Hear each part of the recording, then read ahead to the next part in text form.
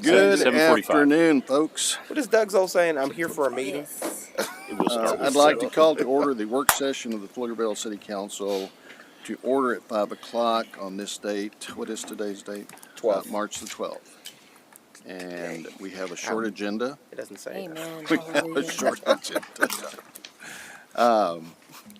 We have item number 2A, presentation regarding animal shelter ordinances, including dangerous dogs, to allow for discussion on current practices and potential enhancements. That's an interesting word, enhancements. Does that mean making it better, Rhonda? It does. Okay. All right. You have the floor. Thank you. Rhonda McLendon, Director of Animal Welfare Services, and this is Luke Tilley. He's one of our animal service officers. So we are going to mostly discuss our dangerous dog laws today, but also throw in there a couple of extra little things on other ordinance suggestions. So our laws are not, or maybe they are, mirroring any state statutes, federal statutes? So we do follow state statute on what a dangerous dog is considered. Okay. And follow the law on dangerous dog requirements. And the state allows you in following that law to add additional requirements for ownership of a Okay. dangerous dog. So those are some of the things we're going to actually talk Okay, about good. Thank you. suggestions on. Rhonda, is there a reason why, in particular, this policy is being brought up? Yes, Okay. Could you give us a little background? Yeah. sure, Good sure. idea. Whose fault was it? Sure. We, this past year, well, actually the past 2 years, we've went to court on numerous dogs. Some of them declared dangerous by the court. Actually, I think we've had. You Yeah, say all but court, one what declared. kind of court? Municipal court. So when a complaint is filed to determine if a dog is dangerous, a complainant will do a witness statement, come to court. We do an investigation, come to court. A dog owner comes to court, and the court makes a determination of whether or not they believe that the dog is dangerous under the state law. And we've, in my tenure here, and 11 years now, we went through many years that we didn't have any dogs that we went to court on, and we've had 8 in the last 2 years, and an additional 3 that would have gone to court had the owners not decided to have their pets put down instead of go to court because they believed they were dangerous too. But they're brought to court because of a particular incident. That's correct. Yeah. That's correct. So we have seen an increase. I mean, it's not widespread. It's still, a small number of dog cases that occur each year compared to our population. And So, Rhonda, we're going to see increases just because the city's growing, but are we seeing an increase per capita, or is it the So- same? Or is it so just such we a have- small number, it's hard to tell? yeah, so my opinion is that we have seen part of this increase due to COVID, where we've seen more mental illness in people. We also have seen an increase in dogs that were obtained by owners that during that time, they didn't socialize those dogs, they didn't train the dogs, and it resulted in more bad behavior by Interesting. dogs that are affecting our community. That is interesting. Thank you.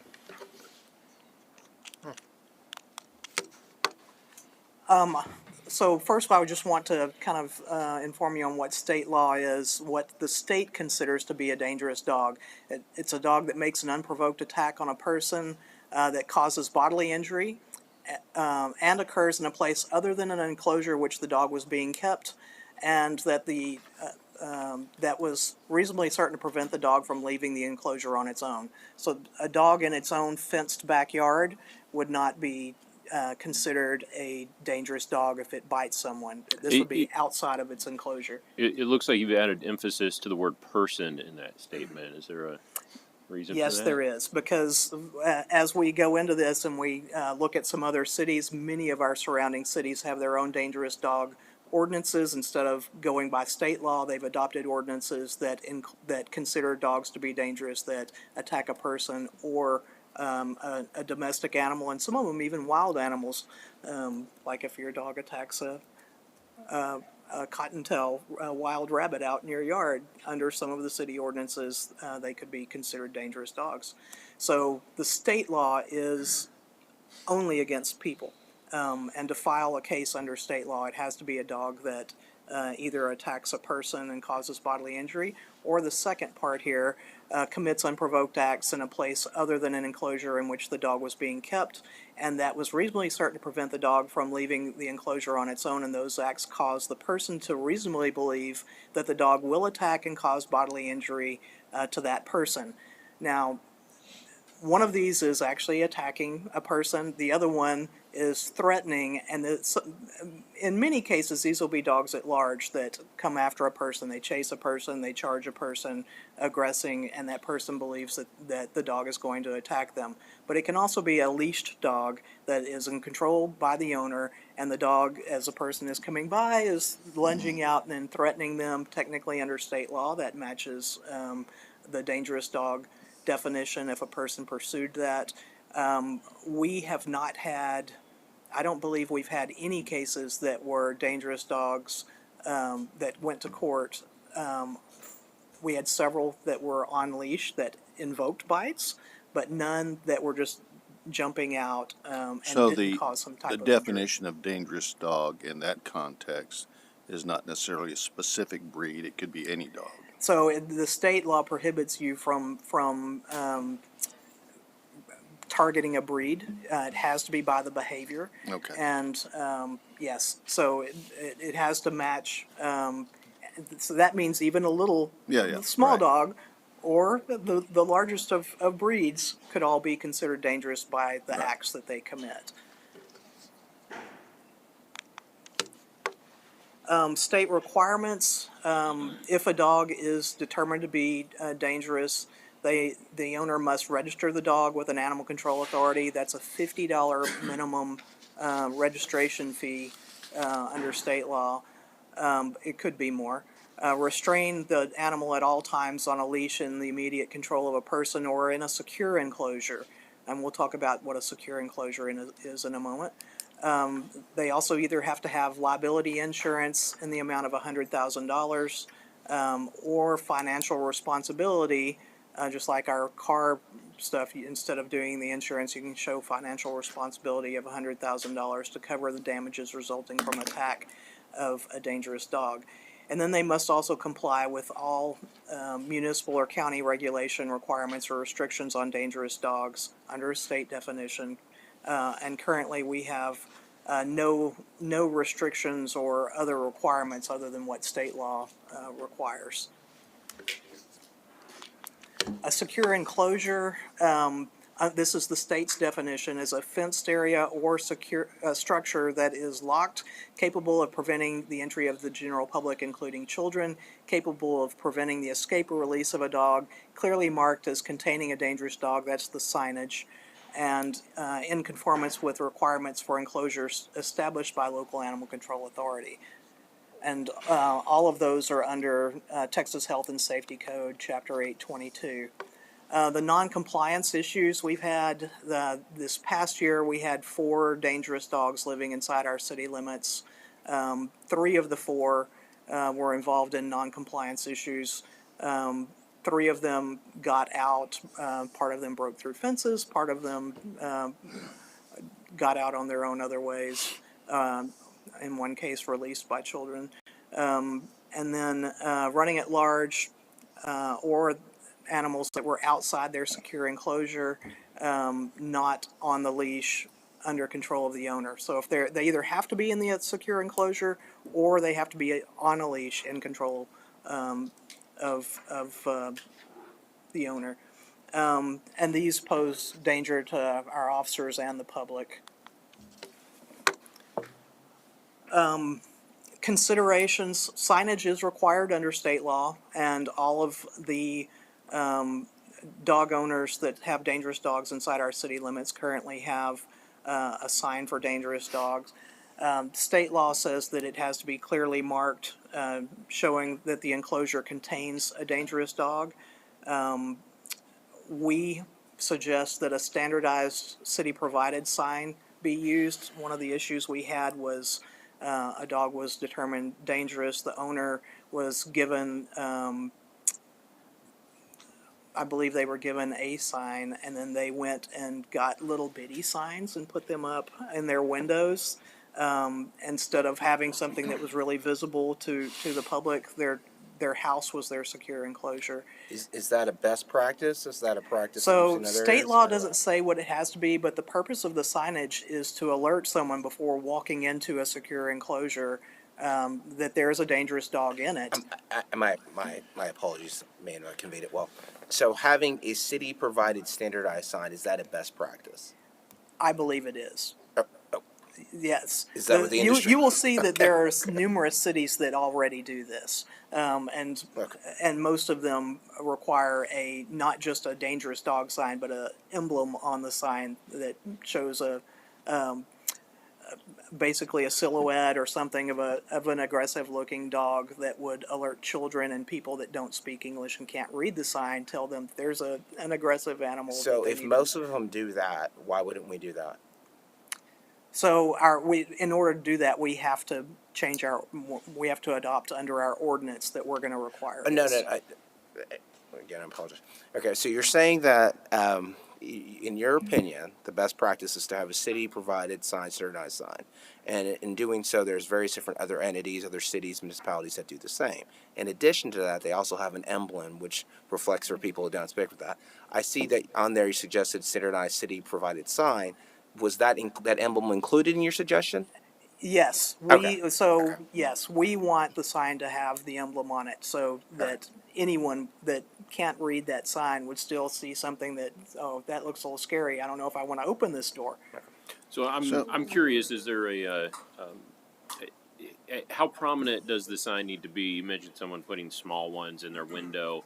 Is this something where we need to be very, very particular, very specific, and say every 12 feet on any exposed surface of because some people, they've got a fence that's shared with a neighbor, or the fence that's shared with a green belt up along a trail.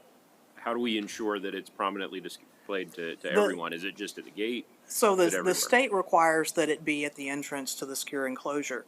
Currently, all of our secure enclosures are the residences. All of these dogs are kept inside, so we are requiring them to put a fence at a sign at the front and back door. So they of never the let house. them out to do their business on their own? No, they cannot. So they have to, if they want to they do have to take them that, on a they have to leash? build the secure enclosure in their backyard okay. inside their fence that. So this, even if they had a secure enclosure, by the definition of the secure enclosure, that wouldn't necessarily be their back gate or their side gate. Right. I think we had one dog that was dangerous that originally its backyard that had a decent fence. It had a new fence, and that dog rammed the fence and broke all the pickets and busted through into the neighbors' yards. And we had to get called out on that. So at that point, we said, your backyard is no longer the secure enclosure. So we would recommend a top and bottom, so a roof or a chain link top, something of a secure enclosure, and then nothing that can be dug out of. So either a concrete pad or something that we approve for the bottom. So the for a secure sign enclosure. doesn't limit the liability of the dog owner. It does not. But it's required to not warn limit, someone before just walking reduces into the that. liability, yeah. Right, right. So, we could adopt whatever we want as far as where we're going to require that sign, but it under state law has to, at a minimum, be at the entrance to the secure enclosure. And can a citizen put up a dangerous dog sign even though it hasn't been deemed dangerous without any So, penalties. so yes, there would be nothing that would prevent an owner from putting that. I mean, So, yeah, we in don't lieu- allow them to use a beware of dog sign because the state says it has to be visible that it contains a dangerous dog. Yeah, I was So, thinking, in lieu of no soliciting a dangerous dog sign. sure you could. Sure you could. So I like what the mayor had to say about that. So it doesn't have to be adjudicated that the dog's a dangerous dog for the sign. So would we allow? I mean, and that becomes a question. So we'd have our own standard signs So, for that, and then they would not be able to submit for that, even if their dog hasn't been right. adjudicated as that. I mean, they could use whatever they wanted for a dangerous dog Okay. sign to put up in that case. You can buy them on the internet. Yeah. that Oh, say I was just dangerous about dog. to say they need to be purchased. Okay. Financial responsibility or insurance policy is required under state law. We currently follow state law. A drawback of financial responsibility is technically someone can show you, hey, I have $100,000 in the bank that I could pay for the injuries if the dog gets out and attacks, and then 2 weeks later they've used up that money and we don't know it. We recommend that we require the insurance policy. So how much would that insurance policy run? It depends on the company, I'm sure, but most of the people that currently have those are paying probably $700 to $900 a year for a dangerous dog policy. So that's not covered under homeowners? So we have Well, we have not had a like, single common homeowners company that will cover dangerous dogs. They have to go and buy a policy by a company that's specific to this. I have a question. What about if they're service dogs? Is there anything that goes with that? They have So- documentation that this is a service dog? So as far as Dangerous for service dog. declaring a dog dangerous, there are exceptions, or there's, I say exceptions, they're not exceptions, but they are defenses to being a dangerous dog. I believe service dog Charlie, are may we talking be about under affirmative this. defenses, or are we? And also along with, and also in line with service dogs, many of my clients will also opt to say that they have an emotional pet, right? And there is paperwork and certifications that you can get for that as well. So I'm just curious about that, if people will use that in lieu of the policy that is required. So it says it's a defense to prosecution that the person is a person with a disability and uses the dog to provide assistance. The dog is trained to provide assistance to a person with a disability, and the person is using the dog to provide assistance in connection with the person's disability. I do not know. Emotional support dogs are not trained usually, but if it was trained, I mean, service dogs have to be trained to do a task for a person with a disability, and if they are, then that would be a defense to being able to declare that dog as a dangerous dog. And it does look like they're affirmative defenses, Councilman Mateo. That's because once you said that, that's what I was trying to figure out what exactly. Some of them are and some of them aren't. They've got several that are affirmative defenses and some that are just defenses. Interesting. And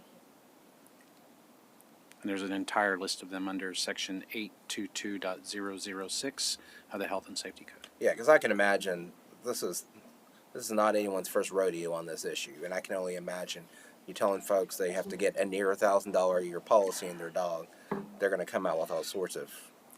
And we Right. said, and just make sure I understand, we said we had 8 dangerous dogs in the last calendar year, over the last 5 years. The last 2 years years. that we have gone to court on, and So that's- of those 7 were determined to be dangerous. 1, the complainant didn't show up for court, and we had that dog 27 days holding it as we're supposed to for court. The complainant didn't show up. The court dismissed the case, and that dog went back to the owner.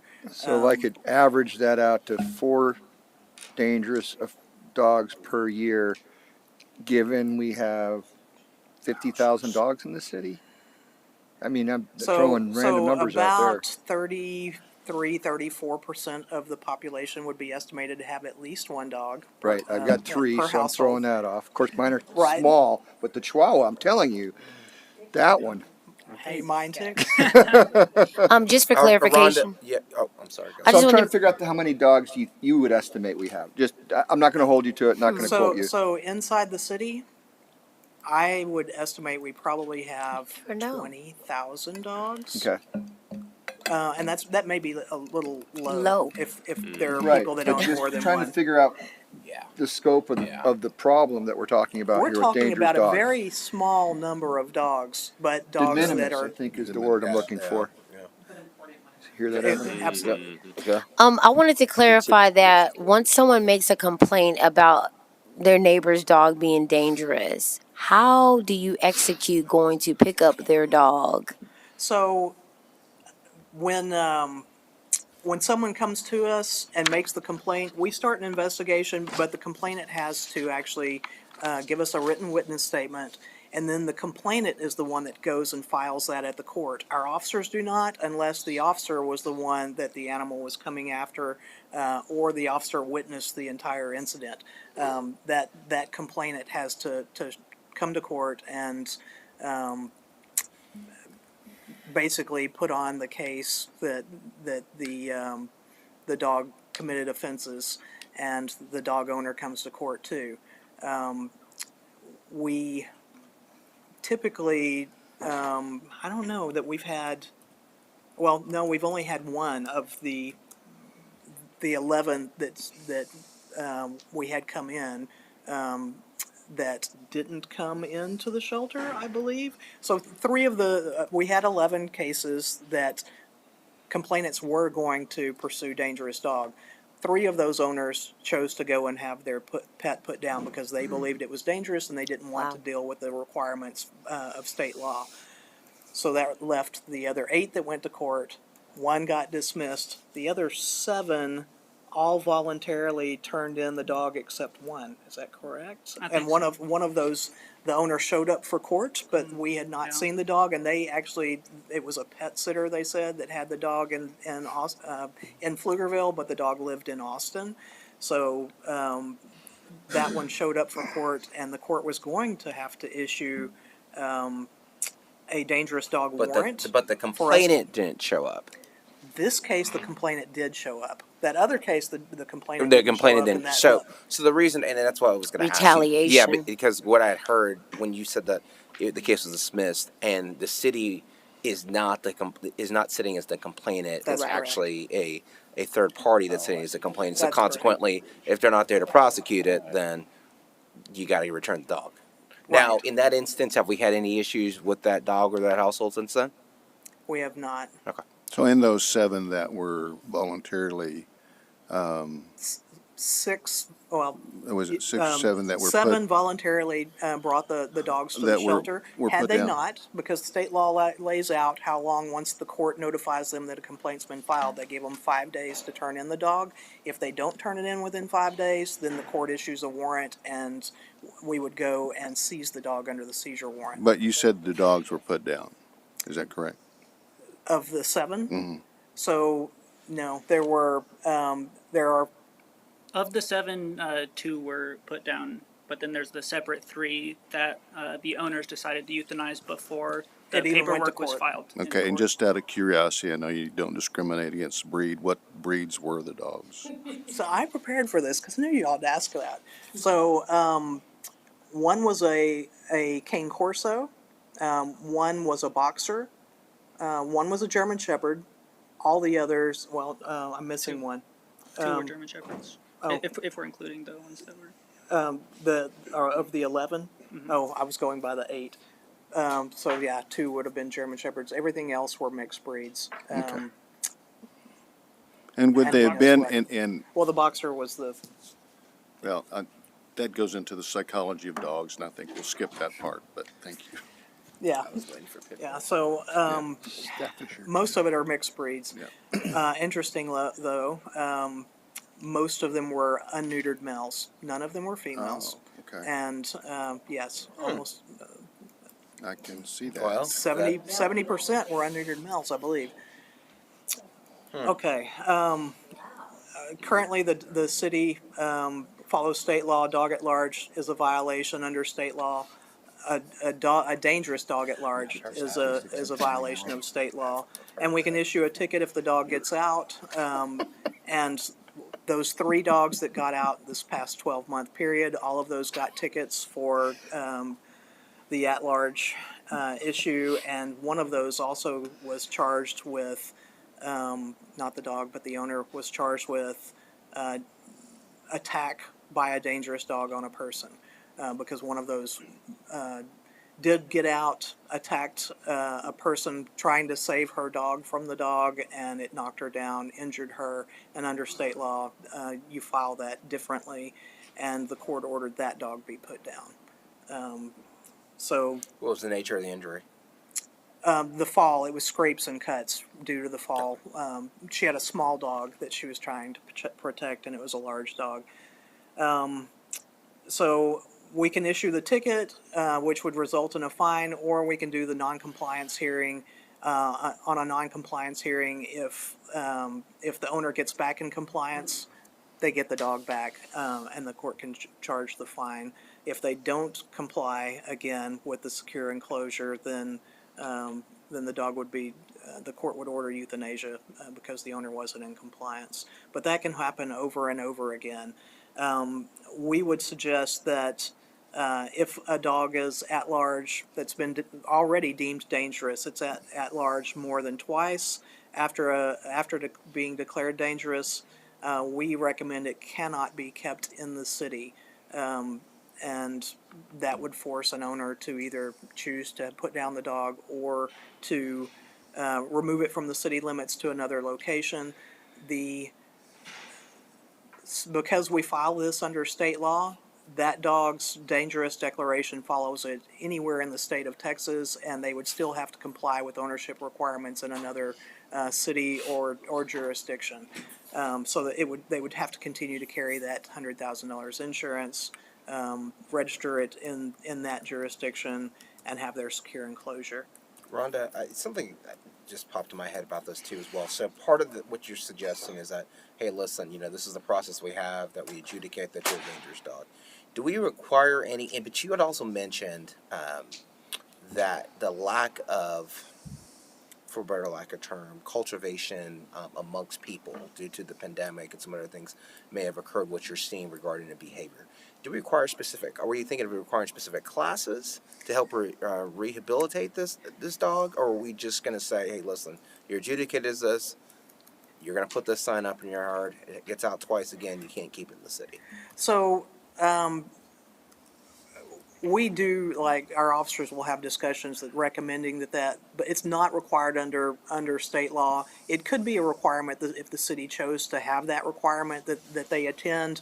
The difficult part becomes them finding a trainer that will work with aggressive dogs to try and do behavior modification. Most trainers are doing obedience training and not behavior modification. So that could be a challenge for them. Whether or not we care that it's a challenge for them, I don't know. But Well, a lot of times too, and I not statistically, scientifically proven, or maybe it has been, is that the temperament of that animal almost matches the temperament of the owner. certainly sometimes that seems to be the case. Not in all cases, but certainly we've seen that with some. Also, the state requires the secure enclosure or the dog being on a leash under control of a person. If the dog is, in one of these cases, the dog was allowed into the backyard when that wasn't the secure enclosure, and it broke out. That's the dog that attacked the complainant that was trying to save her little dog. That one shouldn't have been out in the yard, not under the control of a person in the first place. So it had two non-compliance issues there. One, it was outside its secure enclosure, and then it broke out of that yard as well. So that's an issue on its own. If a dog is outside its secure enclosure more than twice after being declared dangerous, we would recommend it cannot be kept in the city as well. The state law does not require microchipping. For dogs that enter our shelter, we do currently microchip even the dangerous dogs as long as they're safe for us to handle to microchip. But it's not required under the dangerous dog law.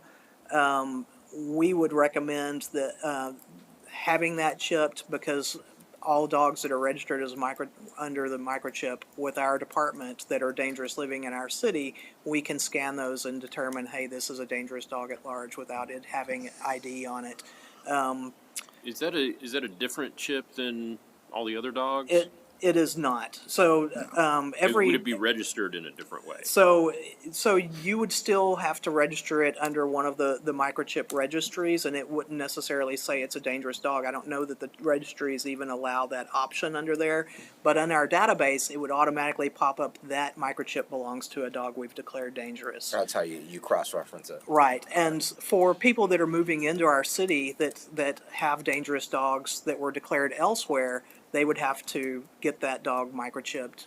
It never coming into our shelter. They'd have to get the chip done, and then we would register it under our database. So if they fail to register it with us, and that occurs, where do they fall into our compliance matrix? So they would be non-compliance then for not getting it done. They couldn't own it. Either they have to get it in compliance, or you have the non-compliance hearing with the court, where the court would say you're not in compliance with all the requirements, local and state regulations. So maybe a better way to ask us is this. So you have your matrix right here with your suggestions. And if somebody already has a dog that's already been adjudicated as such, as a dangerous, are we counting that as strike one or strike two? Because we're saying, I'm assuming we would find out likely because of an incident that occurs. So would that be, we say if a dog is that large more than twice after being declared dangerous or recommended, it cannot be kept in the city. So which one would that fall in? Would that be the first strike, and because it happened in our city, they became citizens, or the second strike because they had a dangerous dog acquired somewhere else? Something happened here. It would be first. Okay. Yes, because, if that's how we found out They get about to start it. over. Now, the state law does require that an owner notify when the dog's been deemed dangerous elsewhere, they're supposed to notify the local agency that they're moving into within 14 days, I believe, after moving into the jurisdiction that they own a dangerous dog, and they need to register it there. So they could get, a ticket for not doing that. But as far as requiring the registration, that not being a state law, we would not hold that against them. We would just tell them, you've got to do this to comply with our local requirements. Can you remind me, do we require any sort of pet license, any sort of registration just in general for We pet? do not. And so Williamson County we're Texas. requires it. Round Rock, Leander, Cedar Park all require licensing of dogs and cats that live in those cities. All dogs? Yes. Wait, so you said Williamson County does it, so by definition, all the other cities fall into it, or is it No, they over all just have their over own ETJ? ordinances. Okay. They all, Their own. yes. Okay. Travis County does not require registration. Austin does not require registration. I don't believe any of the surrounding Travis County cities do.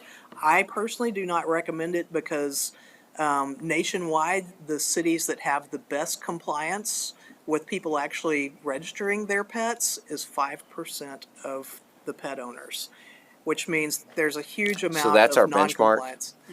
And so that's the state, the nationwide average on the best ones. None of them get to 20%. And so to really have that, if you're going to have something like that, you need to enforce Yeah, it. what's the And point? Yeah. that's Yeah, right. yeah. So, That's yeah, where and it's gonna then be nothing for having but that kind of stores. compliance and hiring a person to Yeah. handle that just doesn't make sense. Which I'm guessing none of those entities do. Not that I'm aware of. That'd be a very So, interesting job.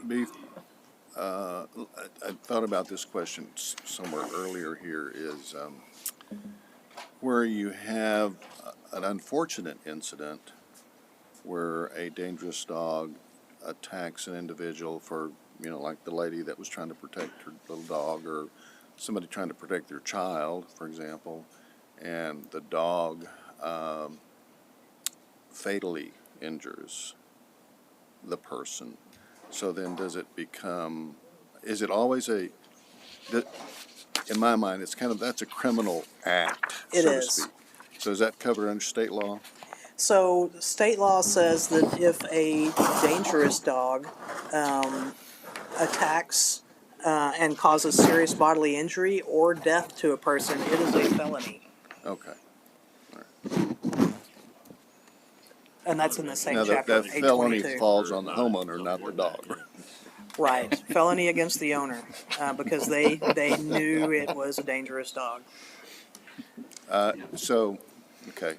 That can also be an owner that the dog was not declared dangerous, but the dog has committed acts before that tells them that it should have been a dangerous dog, and Okay, they so, didn't do anything and to I'll carry prevent that that. a step further. So, let's say I have a caretaker of my dog while I'm on vacation and that happens. So does a felony fall on the caretaker or the owner So it's usually on the person in control of the in dog. control of the dog? And then again, looking at these 8 dangerous dog cases that we had, is there a grading of the severity? In other words, I heard that a dangerous dog could be an animal that threatened That's someone correct. and there was no harm, or there could be egregious harm. Do we have any way of grading what level of harm these dangerous animals inflicted? So it's usually either bodily injury. Many times it's a bite. I think 2 of the dogs that were together that were deemed dangerous were not involved in a bite, but they were attacking another dog, and the owner was trying to get them off of them and got injured in the Right. process, not bit. Um, that person broke his foot, or Injured his foot and got some scratches from the dogs. yeah. But all the others were bites. And we have not had somebody that has come forward to complain that had no injury at all yet. They can go and file that under state law. That dog runs up and barks at them, and they're afraid that they're about to be attacked, and it's not in its yard or in its fenced yard.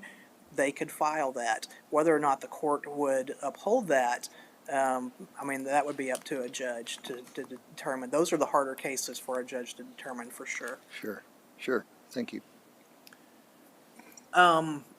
No spay or neuter requirement under state law, and we don't have any restrictions right now against owners requiring spay or neuter. We do recommend that is a requirement we do.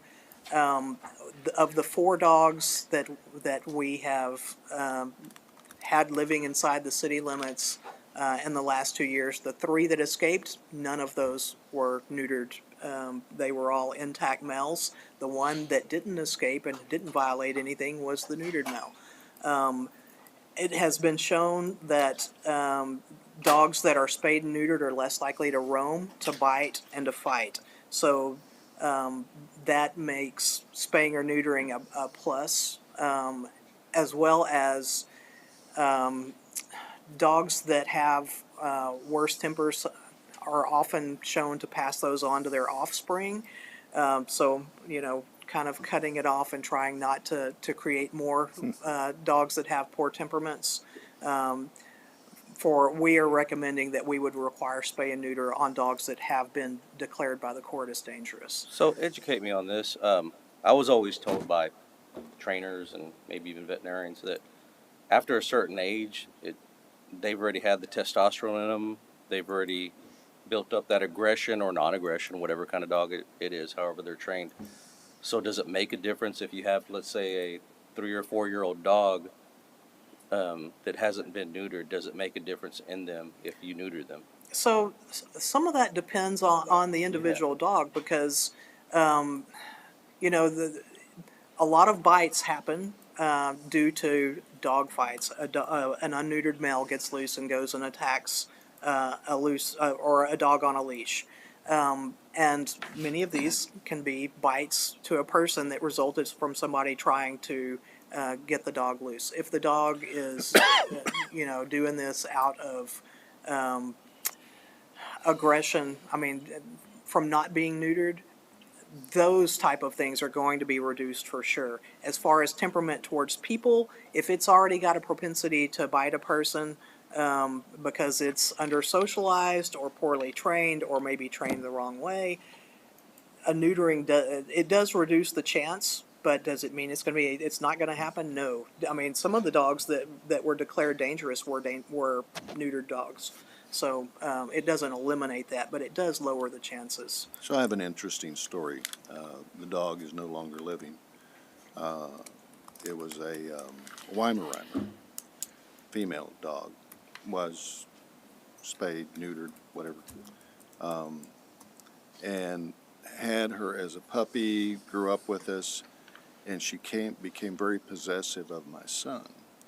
And she would not let anybody, other than family, get near my son. Even if it was social gatherings or whatever, somebody got close to him, she'd go right in between them.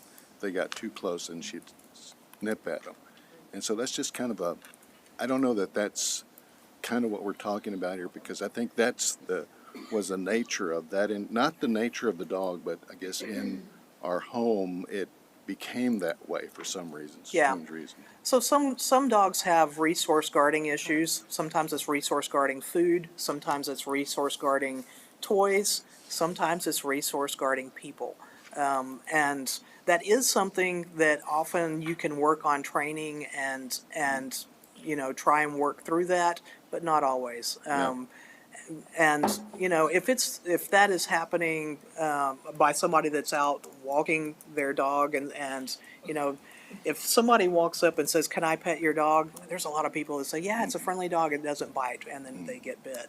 But if this is a dog that this person knows that wants to protect them and guard them, that dog could still get determined to be dangerous because. I think They it could bit, have put I a don't know muzzle how on the many dog people, but and walked it and didn't take steps to avoid that. So, she was a very good dog. I wasn't worried about my son.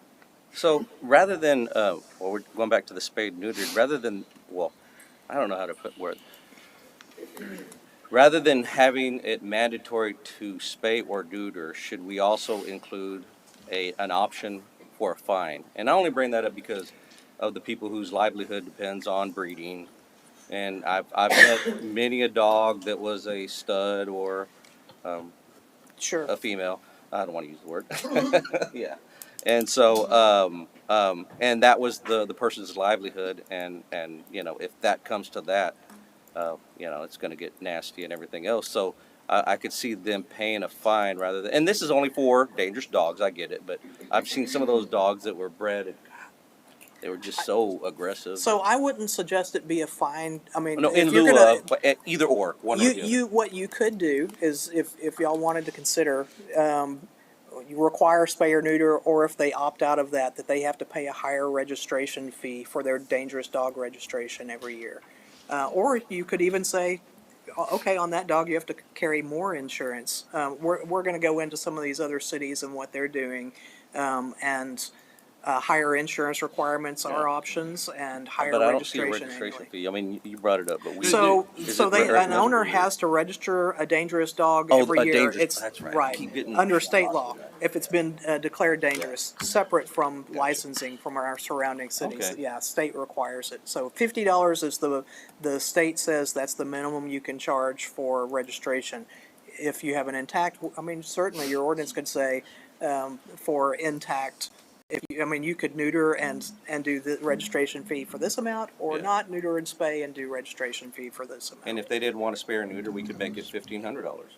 Correct. Absolutely, and that's a per year fee, whatever. Per year? That's right. Oh, You have to yeah, register it every year, and you have to carry the They can insurance afford every that, year. so yeah, sure. Is it us? I mean, Oh, it's off the.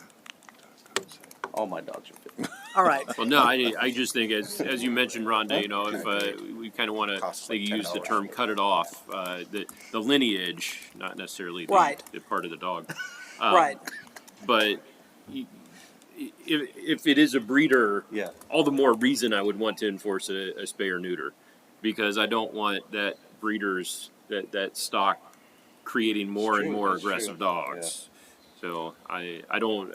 I know. I understand where Oh, you're I going. get you too. Yeah, no, I yeah. disagree with that, and I don't think I would support a higher fine. I like the idea of the spay or neuter requirement. Well, and of the 11 that we either went to court or were going to pursue, and the owners intervened.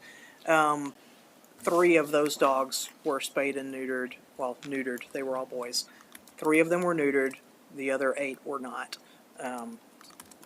Also, entering the shelter last year, 70% of dogs entering the shelter were not spayed or neutered. 84% of cats were not spayed or neutered. I don't think that's a number that reflects our population. I think that's a number that reflects the animals entering the shelter, because those dogs are more likely, not spayed or neutered, to roam and break out of yards than your spayed or neutered dogs. So just those things for consideration. I mean, there are cities also that require, if a dog or a cat enters a shelter more than twice in a 12-month period or a 24-month period, that they then require spay or neuter for those animals. So, And we offer different times of the year, to, those services and the ability. For so people we like that. don't because we don't have a vet on staff. We don't offer spay or neuter, but when people contact us, there are free spay or neuter services in Travis County through Emancipet, through the mobile clinics, as well as the low-cost options. In Emancipet, we have a location in Pflugerville. Yes, we do. But the waiting. So when I list say is like 3 months, 4 months? my apologies is when I say we tend to direct those people to, and we literally have a place here in Pflugerville. Yes. So the waiting list depends on whether you're like the large females. There's a longer waiting list for a large female or a large male than there is a small dog or a cat, because they have more caging and availability of space to do more of the small ones. They have a limited number they do each week of the large dogs. So their waiting list is longer than Yeah, the we took smaller both animals. of our dogs there, and yeah, but it was. I think now I hear it's like 3 to 6 months. Is that true? So we have heard before that some were up to 6 months. I think currently it's probably a 3-month wait on the Okay. large breeds, or the And we would large just, mixed if we breeds. went on ahead and went with the spay or neuter, we would give that leeway of time, right? Not you got to have it done tomorrow. They- Right. thing. So They would show the onus that they Yeah. in fact Mhm. have individual. I think it would need to be pretty eminent. I mean, we're talking about. If we're talking about, or you can pay a $1,500 fine. Well, then No, you I'm could, saying if we no, didn't. no, do that, but my point here being, you can go find other providers who don't necessarily have a 3-month wait list. You can. that's true. And You would just be but not paying that them are free. not that are free. You're right, Yeah. but I mean, you just said, hey, why don't we charge them a $1,500 I fine? did. I- Oh, no, yeah, there's I'm also- talking about the So breeders. I don't think I think this is something that needs to be nipped in the bud pretty darn quick, and I wouldn't be inclined to provide a grace period for. I disagree. I think that if you're, I mean, again, I'm just thinking of some of these people who have these pets that, I mean, they can't afford it. And if they can't afford it, I mean, I'm always thinking about, okay, listen, what are we talking about? Some of the most vulnerable who own pets and have those issues. If they're making that good faith effort, that they're showing that, and that's what I would call it, a good faith effort, saying they're going to, with that, that's one thing. Now, if they violate that, and then we show that in fact, okay, listen, you had your appointment at 3 months, you're trying to run the clock out for us essentially on that as well, and then that happens what it is. And if an incident happens in the interim while that's happening anyway, that's already going to be a second incident, which they're going to be gone anyway from that. So I've got to some side with jurisdictions require it be Rudy done on this, before just they release because it from the shelter. anything that we've done on this body, it's always been corrective, right? We always seek to correct behavior. We don't seek to be punitive. We're not the board. And so the idea is that, we're Like a trying to Star get Trek people to voluntarily comply. And so if we give them a sufficient period where they can seek out things that aren't fiscally punitive, then I think we're going to see higher rates of compliance.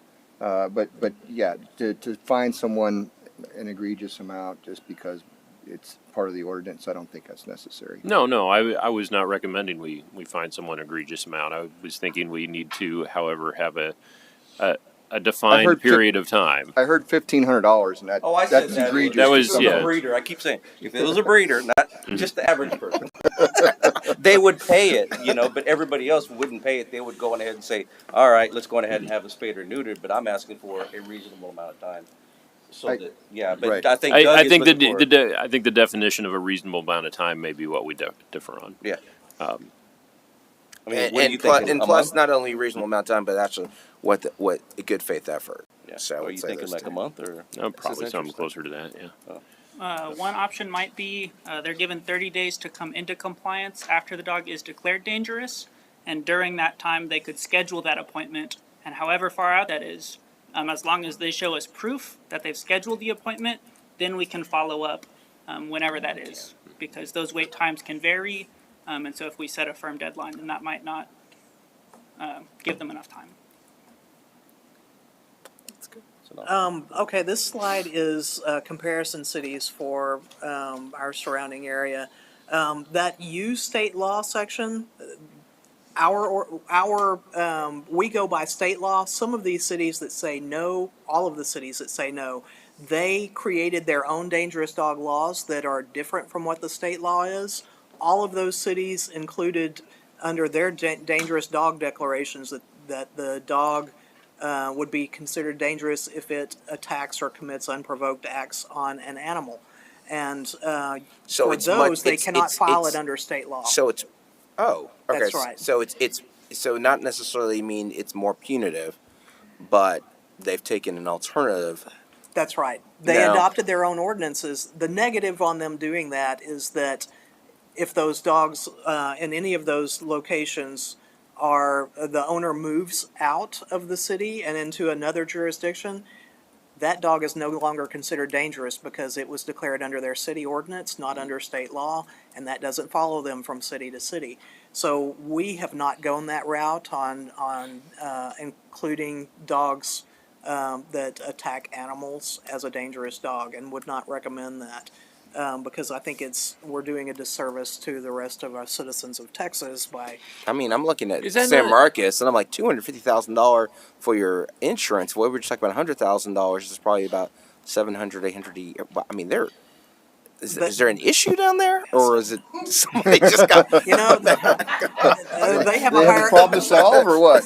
I think that they are definitely trying to deal with their own residents to discourage them from owning a dangerous dog. Okay. And remember, The their ones that are moving- population is significantly different with respect to its university. Well, but look at Austin.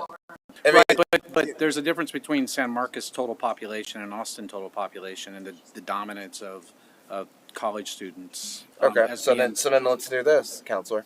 I'd say 20 years ago, when the population of the university campus was much more of an aggregate than that as well, they still didn't go as punitive as us. And what's interesting to me is that, like, even if you're saying, okay, college kids, they tend to be more irresponsible. Even when the university made up a bigger population, I guess you'd say UT, St. Ed's, HT, Concordia. I'm thinking of all the colleges in Austin. Yeah, I'm not commenting on the well. correctness or incorrectness of their policy decision. No, just no, no. You're talking about the population. Yeah. That's what I find interesting, because even It's a farther larger back with that as proportion well. of their much larger portion Yeah. of their population Interesting. than Austin. I guess I mean, I'm this is- curious. this You is say going the Doug if route. we set our own definition, Right. then and that dog moves out of town, then it's no longer a dangerous dog. Can we not have Absolutely. multiple definitions? We have a definition if the dog is a danger to a person, and if it's a danger, separately, if it's a danger to Fish. other So animals. you either have to file it under state law or your ordinance, and if we're going to have a law that says dogs that attack other animals, domestic animals, I would not recommend wild animals, but I agree. other domestic animals, if we want an ordinance on that, I would suggest not calling it a dangerous dog. We can call it anything we want and have requirements for them to own it.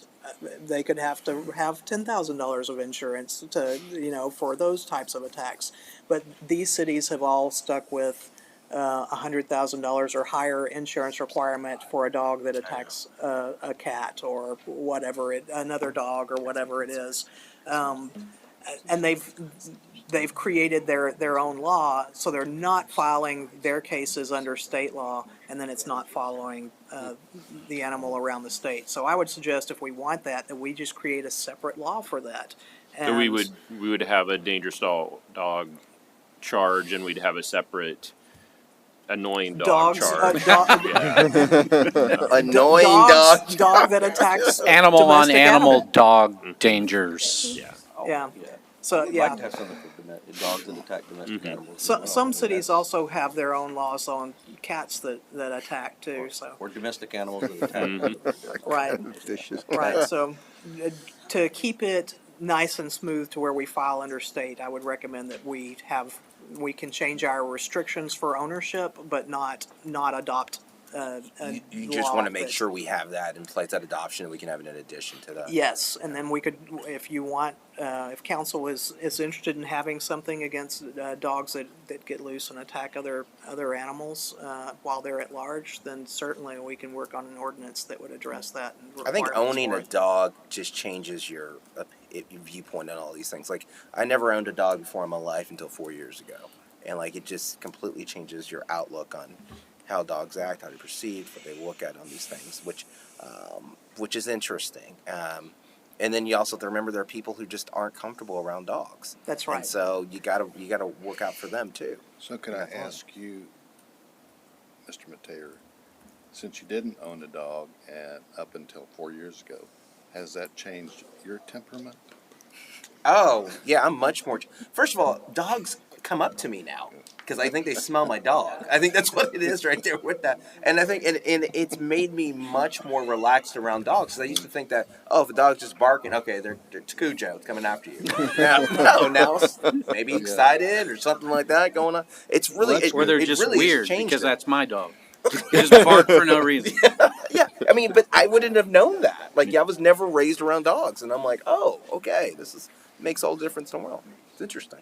And I've got the biggest baby dog in the world, right? His name's Bear, and he's a fur ball, and he's just nuts. But he hates rabbits because they're trying to steal his soul. And yeah, don't even get me started on how he treats rabbits. But I mean, I just really want to be careful that we don't swing the pendulum too far here. I understand that we want to perhaps put some things in place, but I mean, I remember 40 years ago, one of my dogs, I walked up behind it and the wind was blowing the wrong way and he didn't smell me. And I, kid, I'm trying to be cute and scare him, right? I'm going to scare my dog and then it's going to be fun, right? He turned around and grabbed my calf because he's like being defensive. And then as soon as his mouth got on me, he smelled me and he was like, oh, crud, I made a life-ending mistake here. And he let go and just started shaking so bad. I felt so bad for him. He was like, oh, I'm so sorry. And I had some bruising and that would be a bite, right? But it was my fault. Yeah. And so we had to be, some people are used to being around dogs and understand how they behave and some aren't. And so, yeah. I agree. I mean, some of the people that may pursue these and file may be the ones that are saying that dog barked at me and scared at me, and I think it's a dangerous dog. And if the court upholds that and technically they could under the definition under the state, then we don't want to go overboard and that person not be able to own their pet. Yeah, we want to consider both sides of this. We want to protect our public, be reasonable with requirements, but we also want to protect the public for these that are getting out over and over and that's who we're. I mean, and that's the thing. I mean, that's where I give Doug credit on this. Like, it's. I'm not going to call them bad actors, but perpetual violators. yes. That's who we're trying to get after right there as well. And I think that's good. I was glad that you gave the stats. You talked about how this is as they're based on a percentage of the number of dogs we have in Sure. the city, what we're actually looking at right there.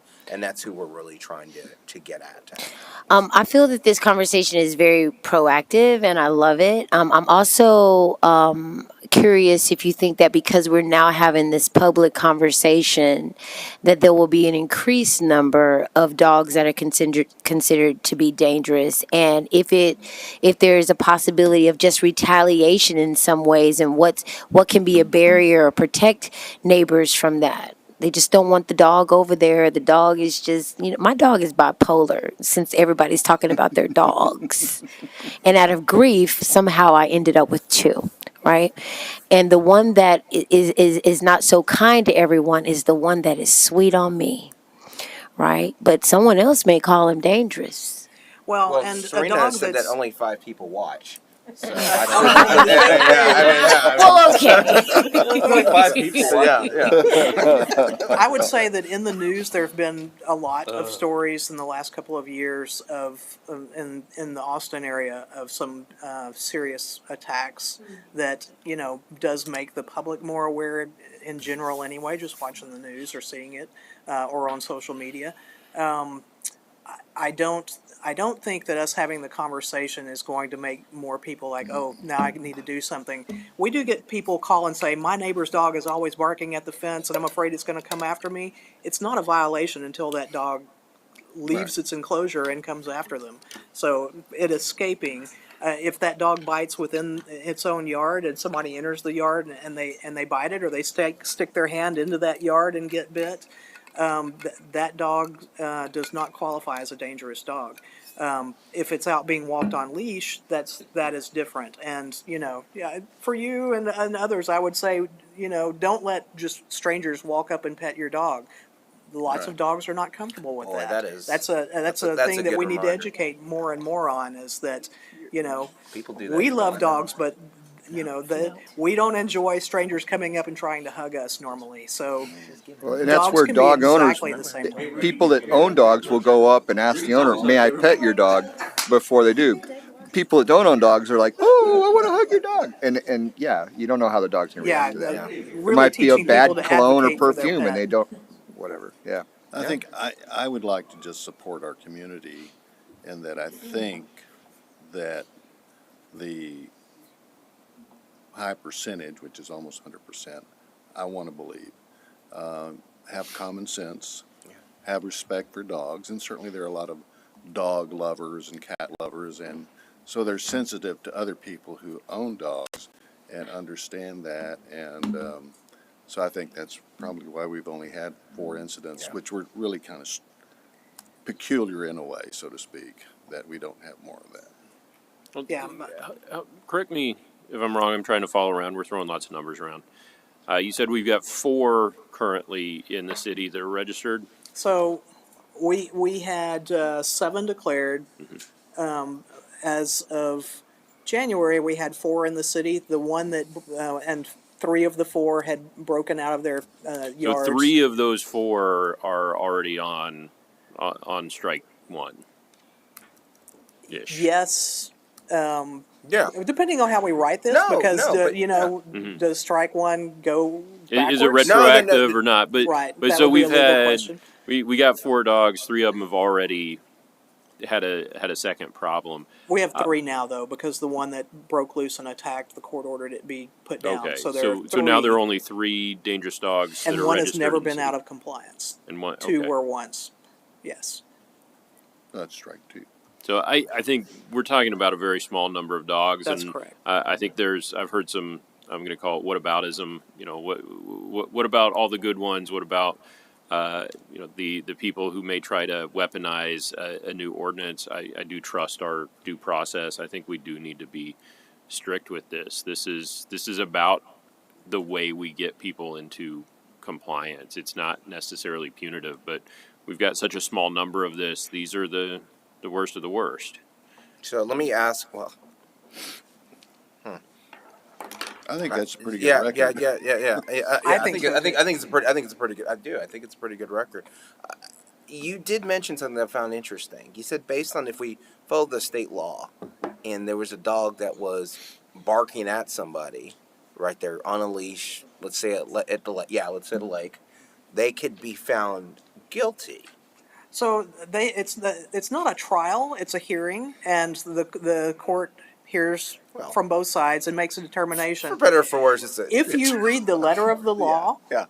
yes, the judge could say, based on the letter of the law, I believe this dog is And dangerous. so It's a determination yeah, of a dangerous yeah. animal. So and that's where I'm a little concerned, but I'm guessing you. I mean, you're yeah. What is it that I always say that you get on me about SME? Okay, this is your area.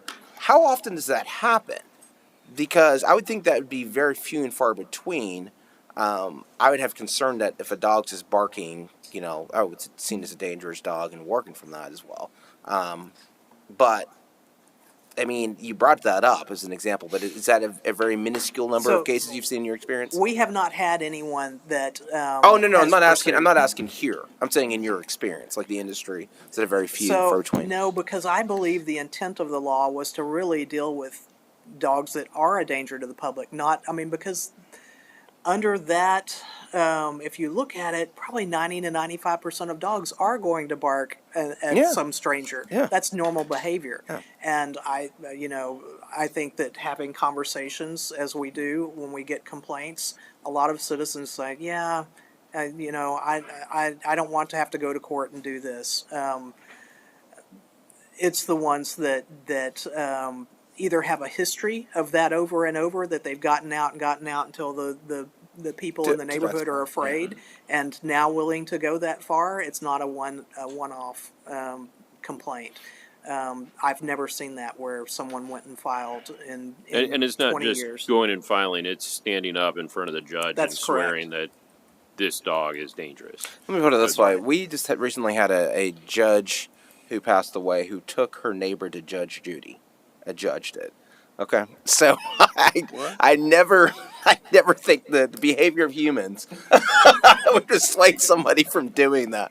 I'm just trying to figure out how to run this point. We want to follow this. You want to use the black letter law, the state law, but how, do we carve? Is there a way to carve that out? Because I don't know, and that's why I'm asking you. Because So the way that the that's a law concern. is written, any person can go file that complaint Yeah. at the court. So any citizen, resident can go and say, with or make- without credence. That's correct. Yeah. And then the court have to make a ruling on But the that. interesting part was that you brought up that but they could be found guilty for that dog doing that. That's the difference, because people file stuff all the time without credence, right? It's just people get upset. Right. But like the adjudication part's the part where it's kind of like, okay, but a judge could really find that. Yeah, the judge if could. someone's If barking like you that? read the letter of the law, the judge could say, yes, this was. I believe this dog, based on your testimony, is a dangerous dog. But I've not seen that happen before. The judges will usually look at it and the When dog you- wasn't off leash. The dog, didn't actually bite. Maybe Yeah. you're overly What's your- sensitive. yeah. Well, and you mentioned that in these cases, the dog This is is, interesting. I don't want to use the word surrendered, but it is temporarily turned over to the shelter for observation or So, for holding no, during the under- time. So in 2020, Yeah, I I heard that. I believe, heard what you said there. our council adopted an ordinance that is Chapter 822.0422. Oh, you mean us? I'm sorry. he said, Us. he said our council. Well, I don't. I mean, have what's been our all city I was council here. adopted? Other Some than of us yeah. took a break. He was like, I didn't do it. I just like the way she put it. Just like our council. I was like, wait, she's I talking about skipped a year, man. Well, Why not we me? adopted the part of the law under the state dangerous dog law that says that when someone does make a complaint, that they now have to turn in the dog within 5 days of being notified to the shelter, or the court issues that, and the dog stays in our custody until the outcome of the hearing.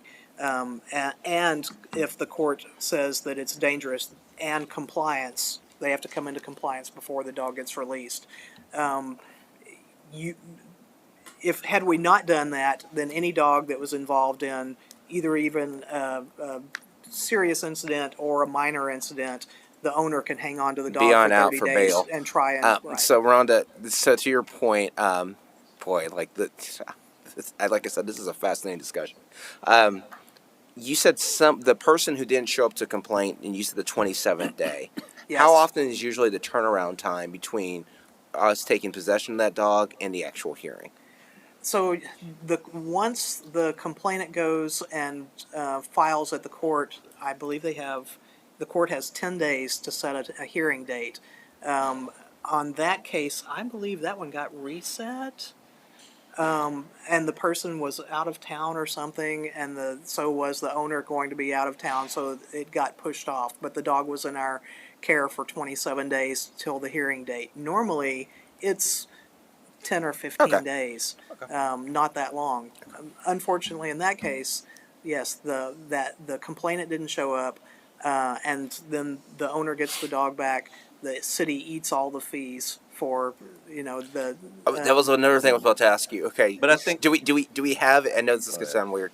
Do we have a dog jail separate part of our place that we keep those dogs? So dogs that are held? we're holding for court are kept in our quarantine Okay. area where they're not with the regular That's what I was incoming about to ask strays. you. Right. But Wow. I think you were trying to. The So- point you so- were making was that they have the ability to evaluate that dog, and if somebody says that dog looked at me ugly, and y'all all get a hold of it, and you're like, "This is the sweetest dog. But- I don't know what this person's But they talking don't. about." Do you get to testify at the hearing?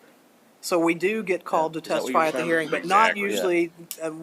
Every once in a while, someone will ask, "How has it been in your care?" But that doesn't mean that it wasn't being protective or Okay. territorial around its household that day.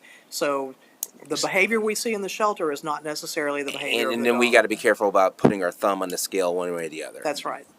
Well, and to Kim's point earlier, most loving nanny dog in the world, but if someone else went over and said, "Oh, that's a cute dog," and it just nipped at him, now it's a dangerous dog. And so, I think that the vast majority of people don't pursue those. right, I mean, because we have more than 8 bites in a year for sure, in a month, and most of those people don't want to pursue anything. They So- want the owner educated. Yeah, if I put So my hand should in the a- dog's problem face and it dogs. bites me, Should well, a- yeah, it's my fault. Person who's bitten, not the owner of the dog, goes for medical treatment, does the medical facility have to report? By law, they have to report the doctors, nurses, So we should hospital. have had more than 4, well, at least complaints, I mean, So- or not complaints, but. So no- bite reports, they're Yeah. required to report the bite. do we see those statistics of those when they go to the state? Do we see the bite So- reports for the city? Not, so we take all the bite reports. They have to report it to our animal services. So So the ones that are medically treated that are reported to the state, do we see those? they are not reported to the state. That hospital or doctor's office is required to report to the local To- animal So they report services. those to you? Yes. And so what's the count on those? I don't know, probably 3 or 4 a month. I mean, we also have ones that they bit someone in their own household playing with a toy or something, But minor that could include things. you sneaking up on your dog. Right. Right, Yeah, It exactly. does. I mean, anybody that goes to the, for, and. Right, that's why there are so many more bite reports than there are cases, Right. because the person still has to we swear have out the case. And I I would say we I have take issue with 6 so many more. to I mean, it's 18 bites 3 a or 4 a month. month versus 4 that are For, filed. for a 6 month to versus 18 for a a year, month. it's 12 times as many, yeah. Okay. Right. Okay, hey, council. I mean, we're dealing with the law of small numbers here. So we- any variation is, We are running out of time here because we have another presentation.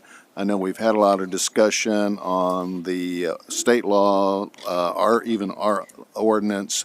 If there's been a lot of comments to Rhonda in terms of some of the things that, we might be able to tweak. I mean, if there's something that you can take back from this discussion and come back with recommendations, that would be great. Okay, Okay? All right. Thank you very much. thank you. Both y'all. Thank you. I'm sorry, what is your name again? Luke Tilley. Luke. Luke, Thank you. good Well, suggestions, Luke. well done. Yeah, seriously.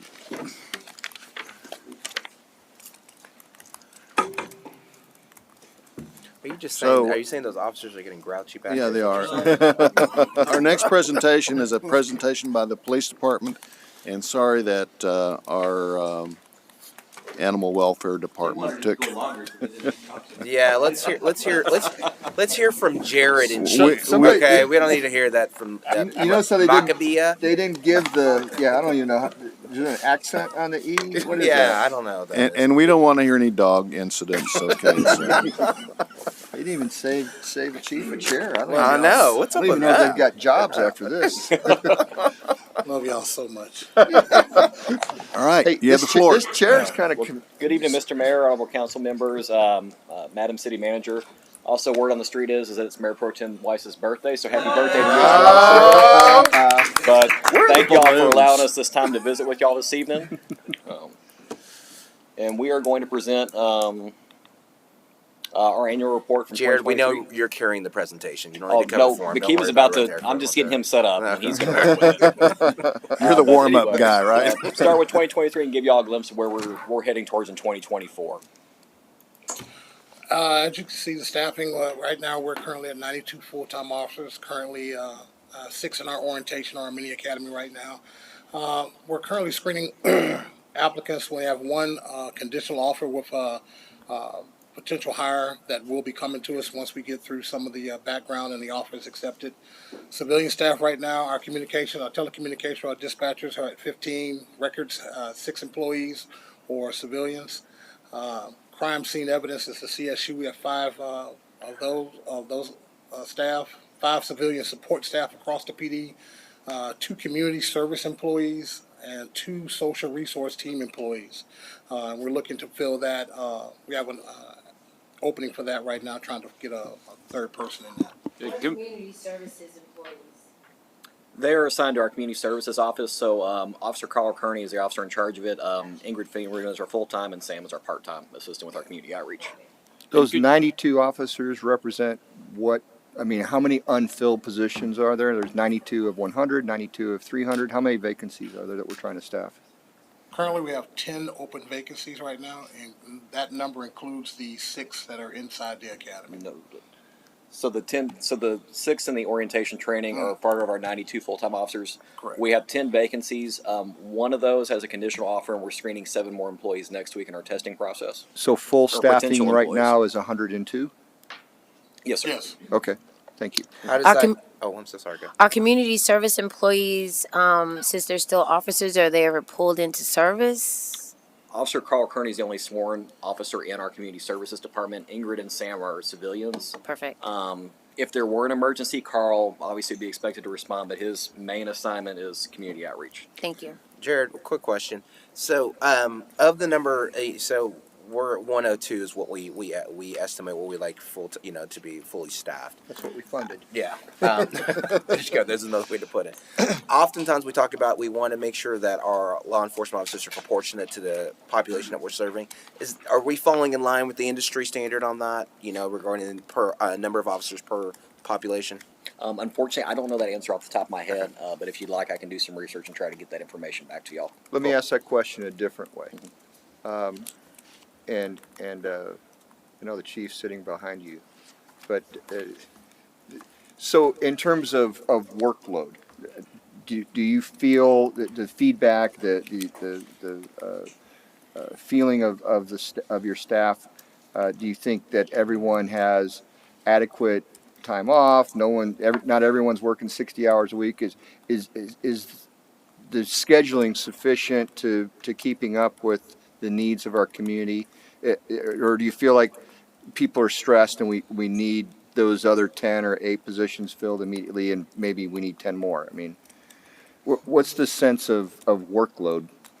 So Chief O'Malley is engaging in quite a few of our quarterly check-ins with our patrol staff. I haven't been privy to those yet, so I don't have a lot of that information that you're asking for, and I'd have to defer to him for expertise on that. Okay. Fair. That's a good way to answer that question, sir.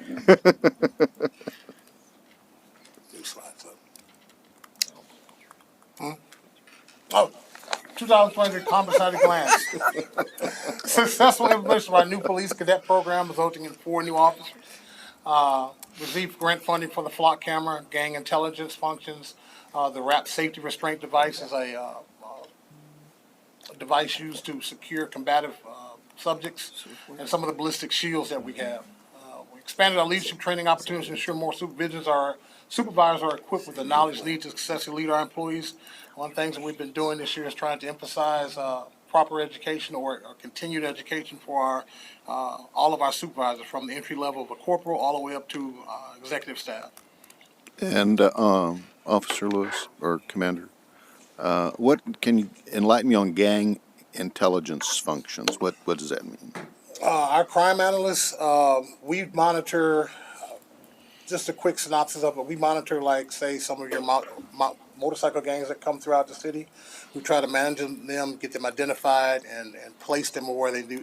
Place them their geographical reference to our city. We do not have any in our city, but we do have people that come through here on the outskirts here. So we try to track and monitor what particular organizations come through the city. So is that gang culture still out there? I mean, other than motorcycle organizations? It's more of a cliquish culture. Okay, I would call that's it that all I way. need. Yeah. Yes, sir. In 2023, our Community Services Division and the department as a whole had many successes with our community outreach efforts. Our Citizens Police Academy number 34 graduated with 3 graduates back in May. Officer Carl Kearney has revamped our program and brought a lot of enthusiasm into it.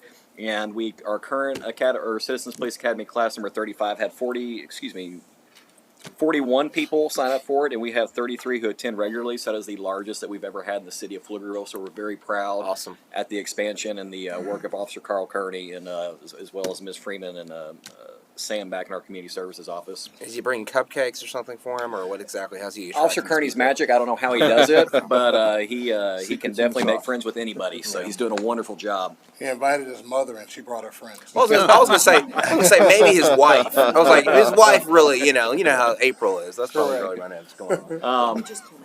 National Night Out was a success as well. They estimated over 3,600 participants. We had 38 block parties within the city that the police department attended, and also 3 parties out in the ETJ, so roughly 41 block parties we attended in 2023 to get out there and have outreach with the community. Is there a way to, and I know we've done a great job on National Night Out over the years. I mean, excellent job. And in terms of all the National Night block parties, is it Officer Carl handles that part, or is that somebody else? Yes, sir. So I believe this past year with Corporal Griffith retiring and Dan, who had been over community services for so long, him and Carl were working together. Okay. So now that handshake's been made, and Carl's running with it this year. Okay. So has there any thought been given to, and perhaps has, regarding some kind of incentive program to get more neighborhoods to have more block parties? I don't have that information, but I can certainly do some research for you. Thank you. I'm surprised we don't call it the Dan Griffin Memorial Night.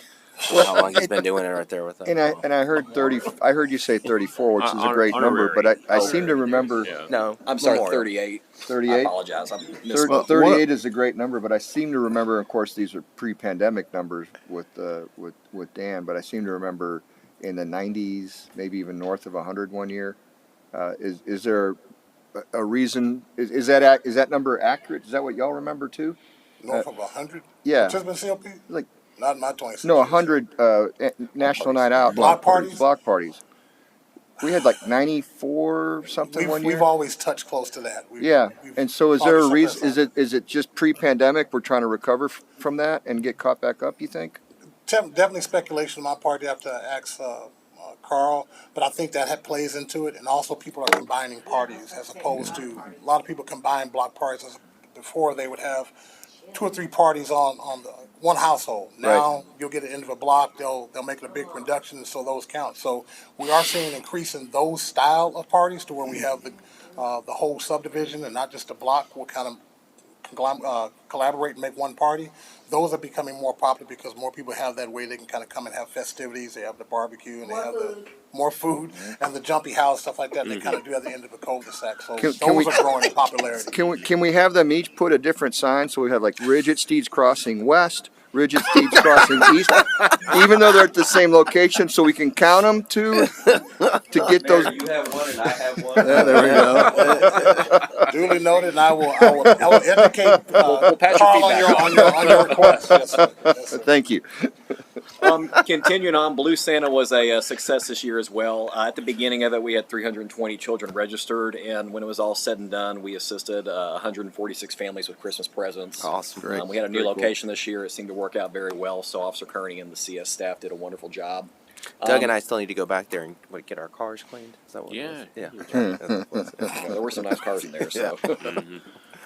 As far as other outreach efforts, traditionally we've done coffee with a cop over the past several years. We branched out with some new ideas. We did pizza with the police, popsicles with the police.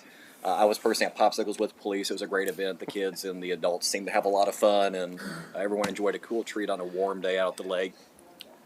We brought the Cool Moose program back this summer, which, just a quick review, essentially what that is that we give officers a stack of tickets to issue to children who are doing safe things, so wearing their bicycle helmet, holding their parents' hands, using the crosswalks, and that ticket typically has a coupon for a local restaurant to get a sweet treat or an ice cream.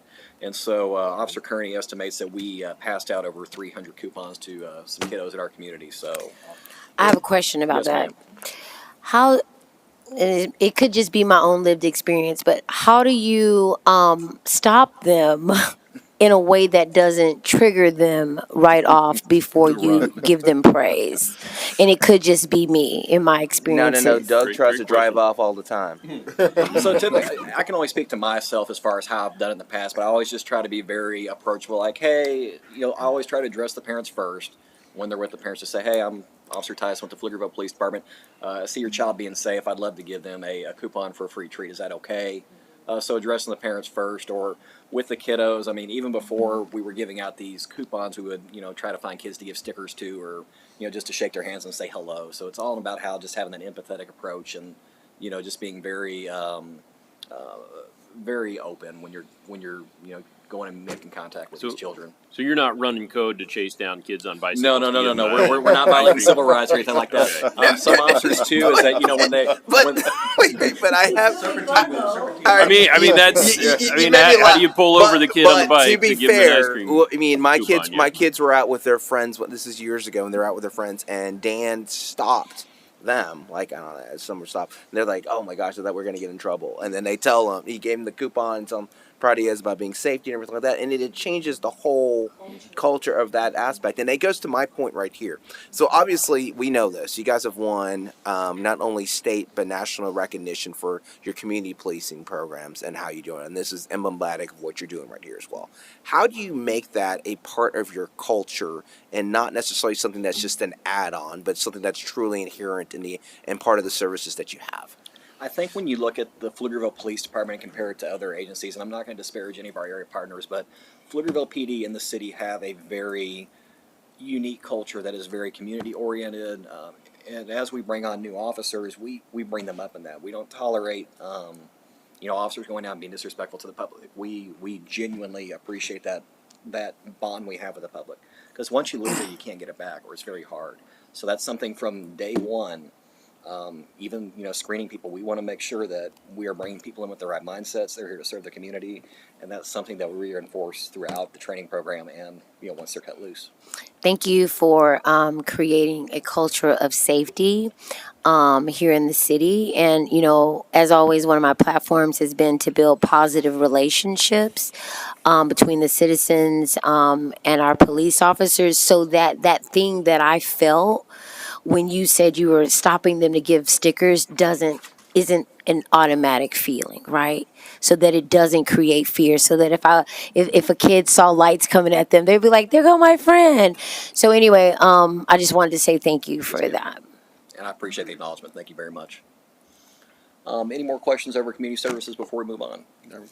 So kind of the other side of the coin, our enforcement stats at a glance. As you can see, from FY22 to FY23, we've gone up across the board. Calls for service have gone up roughly 600 calls for service. When you look at the citation category, that's going to include the actual total number of violations that we've issued citations for. So if we pull one person over and there's 3 violations, all 3 are counted in that number. That also includes our parking citations, which we don't do a whole lot of. but also any of our cite and release criminal offenses. So Class C misdemeanors that are fine only. So theft under $100, disorderly conduct, assault by contact. That's all going to be included in our citation numbers there, which you can see they jumped up about 600. Did you say parking citations? Yes, sir. So I'm guessing the is West Pecan. That's. I mean, is there anywhere else that we have a significant amount of? Like, I'm just thinking to myself, where would they generate possible parking citation? Where do we see these issues? Handicap space violation, fire hydrants, parking too close to intersections or stop signs. But we don't issue a lot of parking citations. We try to gain compliance. But if we have, kind of those people that, we tried educating, it's just not getting through, well, then we've got to use the other tools that we have to our advantage and, try to help make sure everyone can drive safely and not have to worry about illegally parked vehicles. Well, and I know we try to encourage and we put the word out quite frequently about blocking sidewalks, especially on routes to school. Have we issued parking tickets for people who are parked across sidewalks, particularly around schools? We have, and the reason being is, once again, in the past we have had some people who do call frequently about complaints with cars blocking the sidewalks, and so generally our practice is like we go out and try to educate. If that doesn't work, we'll go out and issue a written warning. If that still doesn't work, okay, well we've tried educating you, and We do our best, but Yes, sir. we got to get down to it. yes, sir. A lot of cars blocking the mayor's house We have orange and cones his there. driveway. There are. Oh, it backs up there. Doesn't They it? don't, Yeah. they don't block my driveway, that's fine. The increase in felony arrest, is that partially attributed to the flock camera system and finding the felony auto thefts, or? That would be my strong speculation, yes, sir. Do we know how many arrests are attributable to the flock camera system? I believe we did have some numbers at one point. I don't have them, but I'll research that. Can we get that in the, Yeah, in can the, we in get the that in update? the Because weekly? there are several cities that have been utilizing this, and there's some people who are neighbors who didn't necessarily agree with it, but now they've Again, seen we what don't we've want to done here. disparage anybody. yeah, we don't want to disparage it, but it was brought up. Like the city of Pfluger was literally brought up into the conversation about that, and True story. I stated that we do it, and But their it's- citizens haven't compliant. Clearly, it's having Yeah. an effect. Absolutely. Yes, but great Yeah. question. Thank you, sir. Yes, sir. As far as our investigative efforts, our criminal investigations division was very busy in calendar year 2023. Roughly over 1,800 cases were referred to criminal investigations division for further follow-up. Of that, 101 cases have resulted in a arrest with a case closure or a little bit further investigation. What do we usually average? As far as Evaluated over 1,800 cases. How many cases do we usually have per year? I don't have the numbers for last year. I apologize for that. As far as, just to kind of give you some mindset, of those 1,800 cases, roughly 600 were investigated and found not to have any type of criminal activity. So investigation. That number again? I'm sorry. Roughly 600. 600. So So- okay. So we still have 1,200 cases that Correct. we need to look into, and Yeah, I'm trying to see if that because I'm wondering. it's more or less. I'm hoping there's a different outcome other than arrest or warrant, because that's Correct. another 1,000 cases. So we have roughly 128 that are suspended pending some further type of external reports. So whether it's going to be lab results, bank records, DNA testing, fingerprint results, things like that. And then we have some other in a suspended inactive case, which basically means that we can't take the investigation any further unless we get some type of new information, or if someone filed the cases for information or for insurance purposes only, which is sometimes the case with property damage. But and they're saying you need to file because of that. Okay. Gotcha. but like I said, out of that, roughly 101 cases were successful in getting an arrest, and also in an additional 119 cases were successful in issuing a warrant, but we just haven't arrested that person yet. Let me ask this: do we have any? And I know we're getting into evidence as well, but do we have any cases that require testing that has not been performed due to budgetary reasons? I don't have that information. My gut wants to say I don't believe so, but let me do some research and find out for you. I just want to be so to speak more plainly, I suppose. I know there are other entities that have a backlog of rape cases where the information has never been processed. Correct. Yeah, I we wanna may make sure know. we're We not may, in we that may know. situation. Some may be closer to home than we think. No, we're very diligent in handling all that, and then council's also been very good in working with us and making sure that we have the budgetary resources that we need to get the equipment and that we need in order to investigate cases. We recently got a piece of equipment from Ballistics IQ that allows us to triage bullet shell casings so we can determine which ones need to be submitted for further testing. So by council giving us the budget that we need, we're able to get the equipment that we need in order to be effective at our jobs. And if there is anything that you don't have in-house, you have the partners where you can actually utilize and facilitate Correct. information. DPS, FBI have both been able to assist us with cases. How many investigators do we have? We have 2 sergeants and I believe 10 or 11 sworn detectives, and then 1 lieutenant who oversees our criminal investigation division. We have our supervisor who handles both crime scene and property. We have 2 property technicians and 2 full-time crime scene investigators. I thought it was 4 or 5. Yeah. So 5 altogether. Our supervisor, and then I 2 think on there's the a property slide side, earlier and that 2 was on the. in there. Just wanted. I guess where I was going is, do we have enough to sufficiently evaluate all the cases and not overload them? Correct. That'd be something where I have to defer to our crime scene supervisor, Bethany Harmon, and Chief O'Malley for further information on. But in looking at our crime scene investigation stats, our crime scene investigators respond to 135 crime scenes out in the field to process them for evidence or document them with photographs or using a special piece of equipment we have that's called a Pharaoh that basically takes a lot of measurements and does a 3D imaging of whatever crime scene they're at. 50 lab processing cases, and basically what that means is that if a piece of evidence is collected in the field and it's not processed there for whatever reason, they can use our laboratory at the PD to try to obtain DNA evidence from it to send to the lab, or to get fingerprints off of it to also send those off to the lab for identification. The property room received over 2,500 pieces of property in calendar year 2023, including 223 firearms and 491 pieces of narcotics evidence.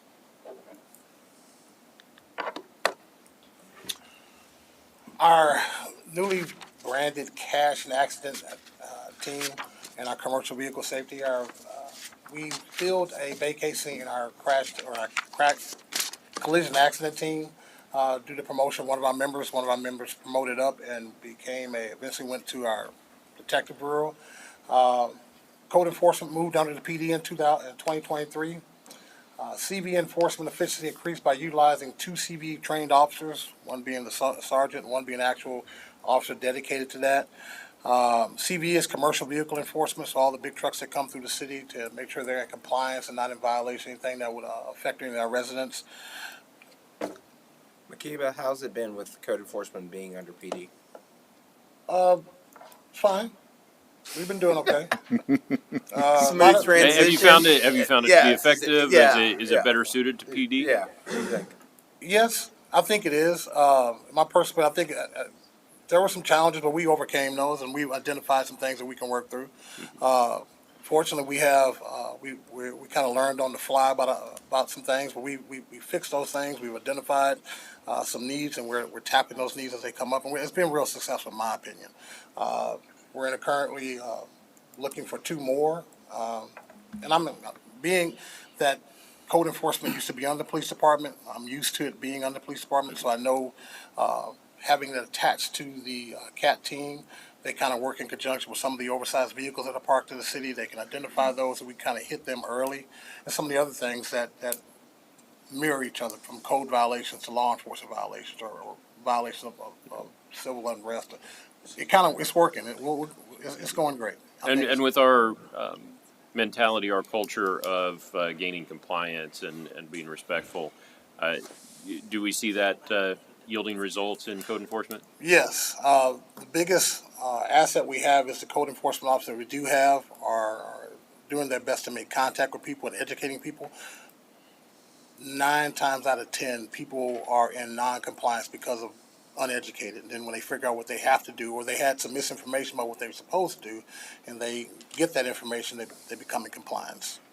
The 1%ers, every once in a while, you have to press a little harder. But even then, we've been successful at getting compliance on those violations. Do you know how many code enforcement citations have been issued since it's been back under PD? That I can get that for you. And the only reason I'm saying that is because it is still new, and we're trying to be in a position to track that effectively and accurately. I'm just asking. We haven't really. I just like how Exactly. Serena's like, I mean, you're answering all the questions. All right, No, you go. it's just a different vernacular, so I want to make sure. Okay. Because it may not be close citation, so we'll get you. So code enforcement would not have been included in the citations listed earlier. Correct. Okay, so that's what. Yeah, So there wasn't an I'm trying uptick to- simply Yeah. because we moved departments. No. that's what we're trying to figure out. Okay, cool. Correct. Cool. Moving on. That's an aggressive dog. No, we didn't want to hear about dogs. There's actually a defense for that in the statute. Thank you, Charlie. He was ready. He was ready. Canine and He's a street good boy. crimes. We added one of our Charlie was dogs ready. and handler retired from the police department. Canine Lubo retired. That opened up the opportunity for Officer Cooley and the new his partner Coco. Coco has been responding really well to her handler and working with the city. Her partner or their partner, Canine Timo, has been here longer, has been more successful as far as our interdiction and narcotics efforts. They both work in conjunction with our street crimes unit. Our street crimes unit works closely with the FBI, DEA, in helping us target a lot of our narcotics outbreaks, such as the normals and cocaine, fentanyl, all those type of things. We have a small team, but it's a very effective team that does a lot of good work. That networks real well with some of the other larger agencies or the federal agencies to help us successfully apprehend these cats. So did K9 Lubo retire to its handler, or did they go somewhere else? Retired to her handler, Glenn. Okay. Yes. So I recently read an article about a retired explosives dog that sniffed out explosives, worked in airports and whatnot. And when the dog retired, he became lethargic and depressed because he wasn't working. He wasn't doing what he loved. And so his owner would take like black powder, hide it in the kitchen, and so he could like find it and get rewarded and feel like he was still doing something. I wonder if Lubo, if Lubo's there's greatly enduring retirement. Goes fishing not stressed out at all. Lubo's not stressed out at all. No, sir. Now Okay. I'm gonna demonstrate my ignorance here. I'm trying to understand, why did K9 Timo seize 27 smoked briskets? Yeah. That's what they are. Because they're delicious? Because obviously they were not smoked properly. Okay, no. What do we have that Timo found there? That is cocaine. That is cocaine. Yes. That's a lot of cocaine. That is a lot of cocaine. I'm just laughing about how you said they obviously weren't smoked properly. Go ahead. Yeah, it wasn't literally. Moving on, as you know, 2023 marks the 8th year since Pflugerville joined the Central Texas Regional SWAT. Yes, you have. I'm sorry. That marked the 8th year since Central Texas Regional SWAT became operational. 2019 was the year that we actually joined the Central Texas Regional SWAT. The Pflugerville Police Department currently has 6 active members who successfully completed the screening process and joined CTRS. We had allotted for 6 slots, and we finally got those 6 slots filled. The Pflugerville Police Department also has 2 communication specialists who are CTRS trained tactical dispatchers. This program has been highly successful because it allows us to have a tactical dispatcher when we go into our operations that frees up our normal communication operators. And we have one for each host agency, which is Leander, Georgetown, Cedar Park, and us.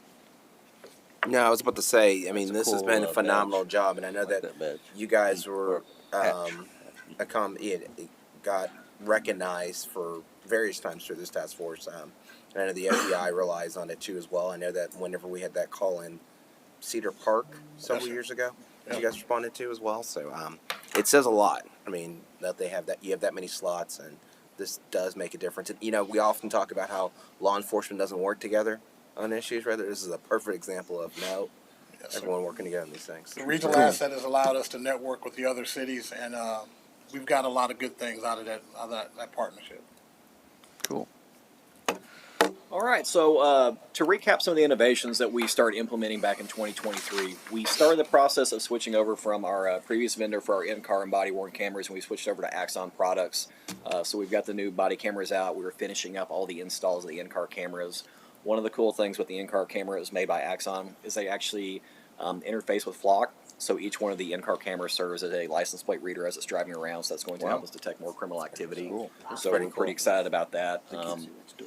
We also signed a memorandum of understanding with the Attorney General's office. So we now partner with the Attorney General's office to investigate internet crimes against children, tips that are received within the city of Pflugerville. So that's going to be your child sexual abuse material. If internet service providers detect it in the Pflugerville area, it's reported to the Attorney General's office.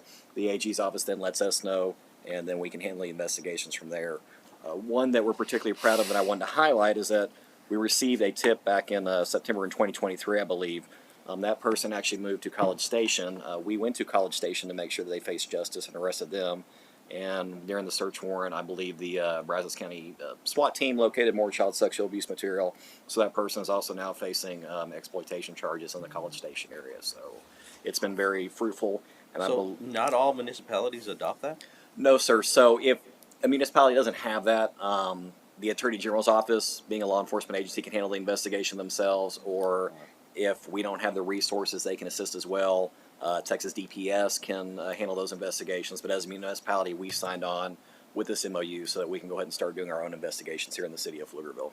We as a council have said we're willing to spend the money and hire the people to make sure we go after those crimes as well. Yes, sir. And council, with the budget that y'all have provided us, we've been able to obtain a lot of the equipment that we need. So we are doing a lot of our own digital extractions from cell phones, computers, things like that. Whereas in the past, when I was a detective several years ago, we would have to farm that out to the Attorney General's office, and you're looking at a very long turnaround time. These days, doing it in-house, we're able to turn it around much quicker. So we do have a lot more advantages based with those items that we have. And that makes a significant difference. I mean, there's one thing when people will go after folks, but to truly take it to full adjudication, working for that, that's how you change things. I mean, that's the only way to do. If you're going to be serious about these actions and you're truly going to be dedicated to it, you got to take it all the way through. So, hats off. I mean, yeah, obviously this council, but honestly, you guys are the ones doing the work. So we really appreciate it. Thank you, sir. I just feel like these are all of the things that support our strategic goal in saying that Pflugerville is one of the very safest cities in the region. And of course, I'm sitting here saying, no, those drugs were not found in our city. But again, thank you for all that you do so that I can actually really go out and say that this is one of the safest places to live. Thank you. Thank you, ma'am.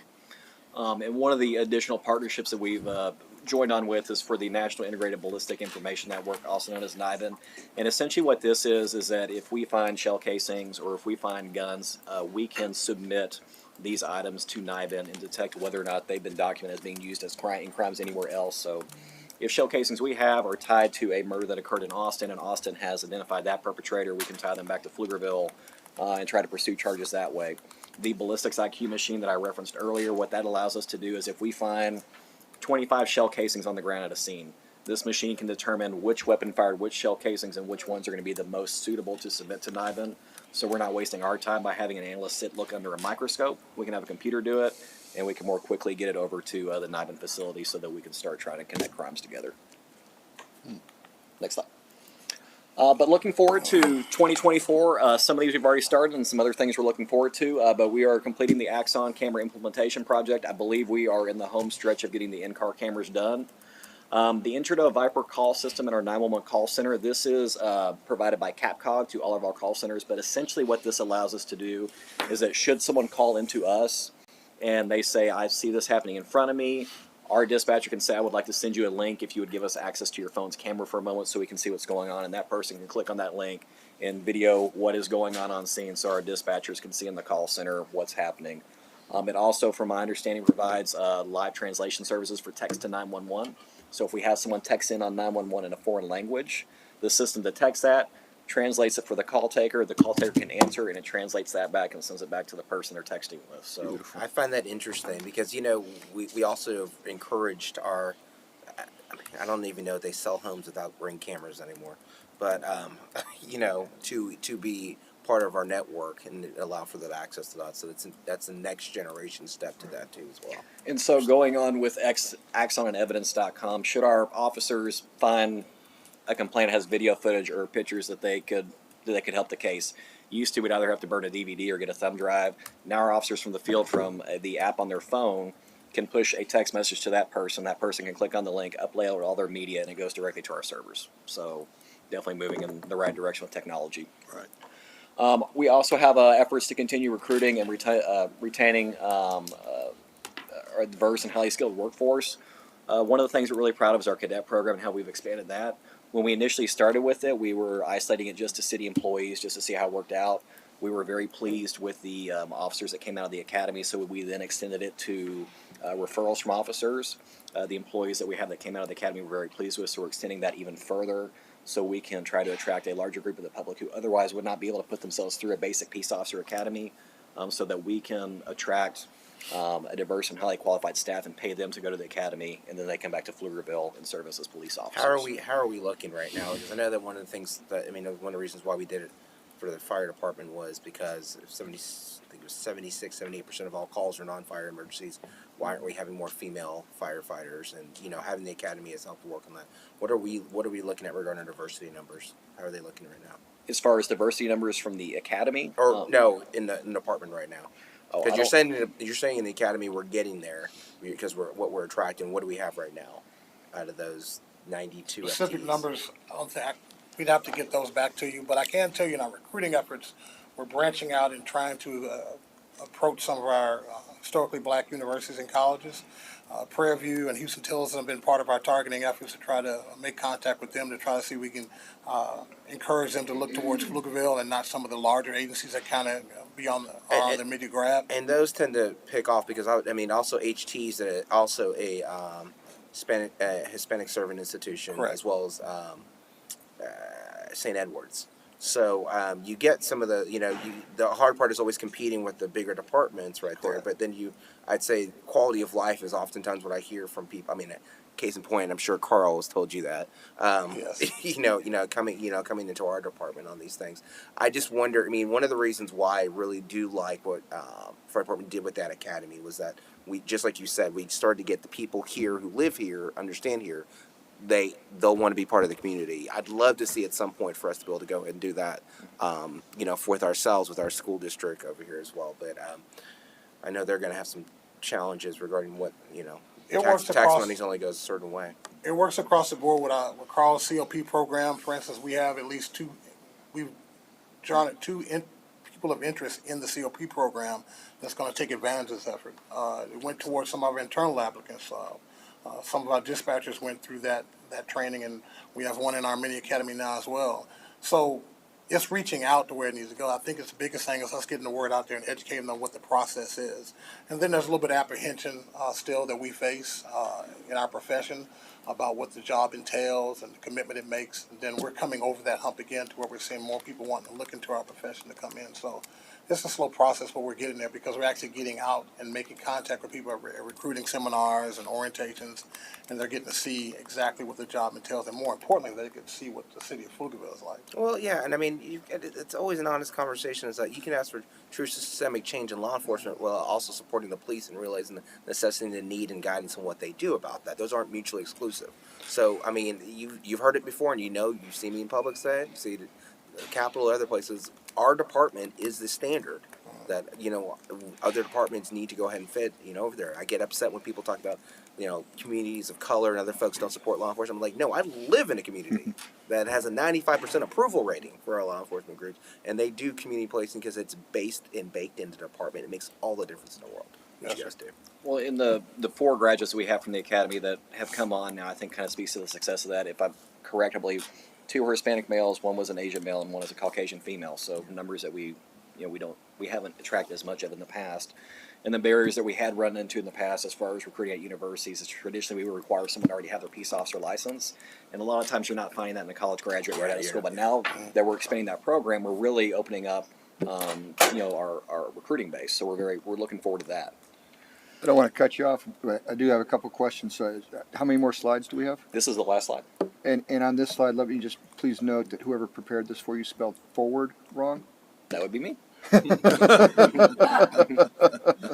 You're so wrong. Everyone knows there's a P in forward. I see what you did there. All right. I was like, I didn't see the red squiggly lines, but I mean, come on. All right, so my 2 questions. Yes, sir. First, with this increase in felony arrest, are we I mean, having gone through the COP program and the training and whatnot, and seeing some of these arrest stops and the videos from some of the more unfortunate ones, the increase with felony stops. I know we take a special, more tactical response to some of the felony stops.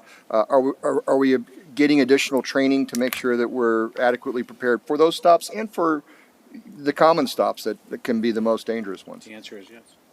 Yes, Even sir. if it's So, not. well, my understanding is with our mini academy, we do spend time educating Bless you. all of our new officers on how we do stops at the city of Pflugerville, just to make sure everyone's on the same page. We actually are coming up with a new kind of round robin curriculum that we're going to be putting our officers through. I believe it's coming up March and April, where there's going to be a lot more focus on defensive tactics, tactical skills and things like that to make sure that everyone's being safe. So we are actively starting to incorporate more of that into our regular training. And one of the things I know, coming from where I trained martial arts, a lot of that's muscle memory. Do we do or are we planning to do mock stops to practice and evaluate so that y'all can stand back and watch your officers actually step through a mock stop to see if they're responding appropriately and being safe?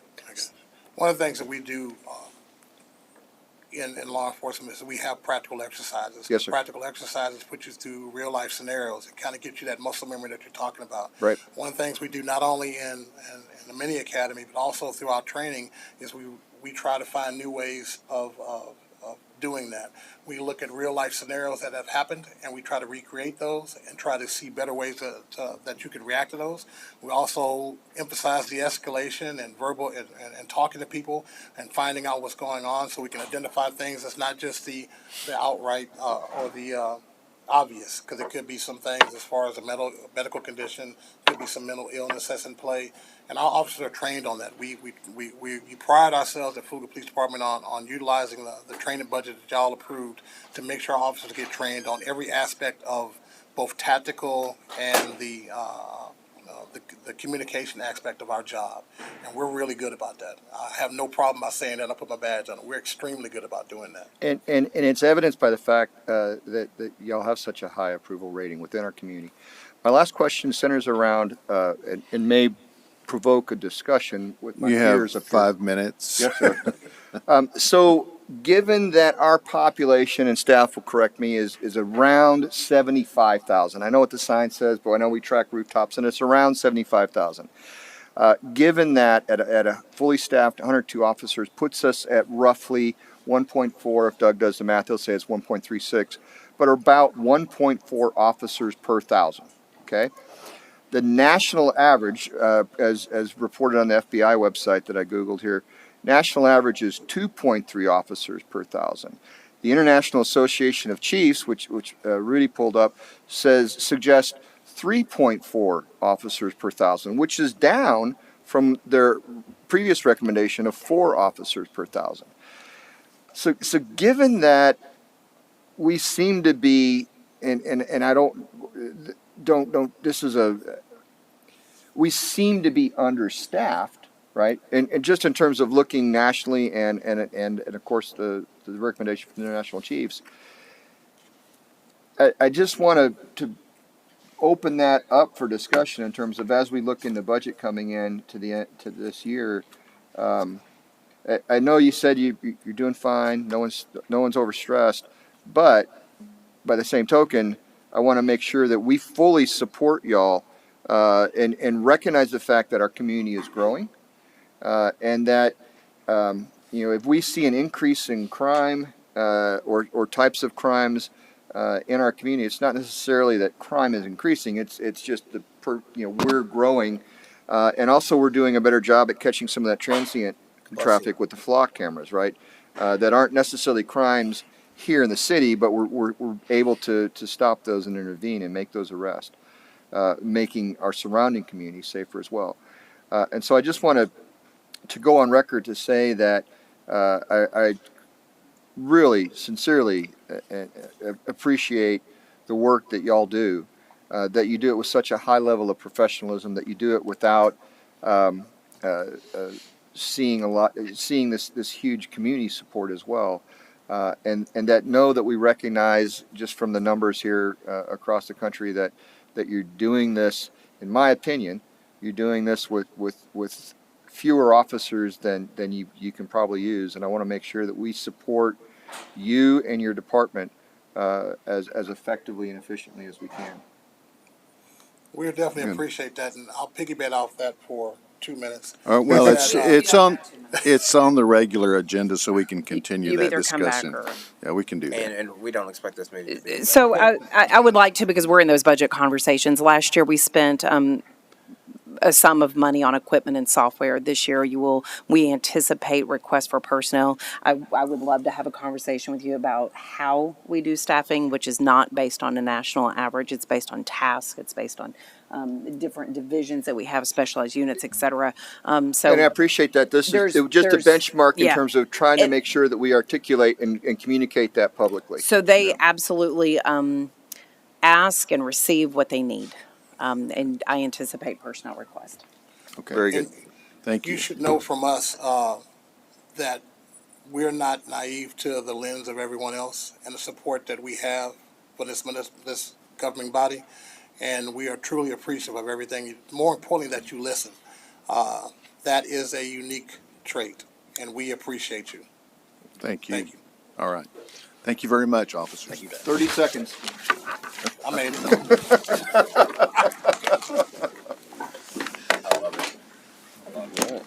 We are adjourned. I was waiting for that gavel.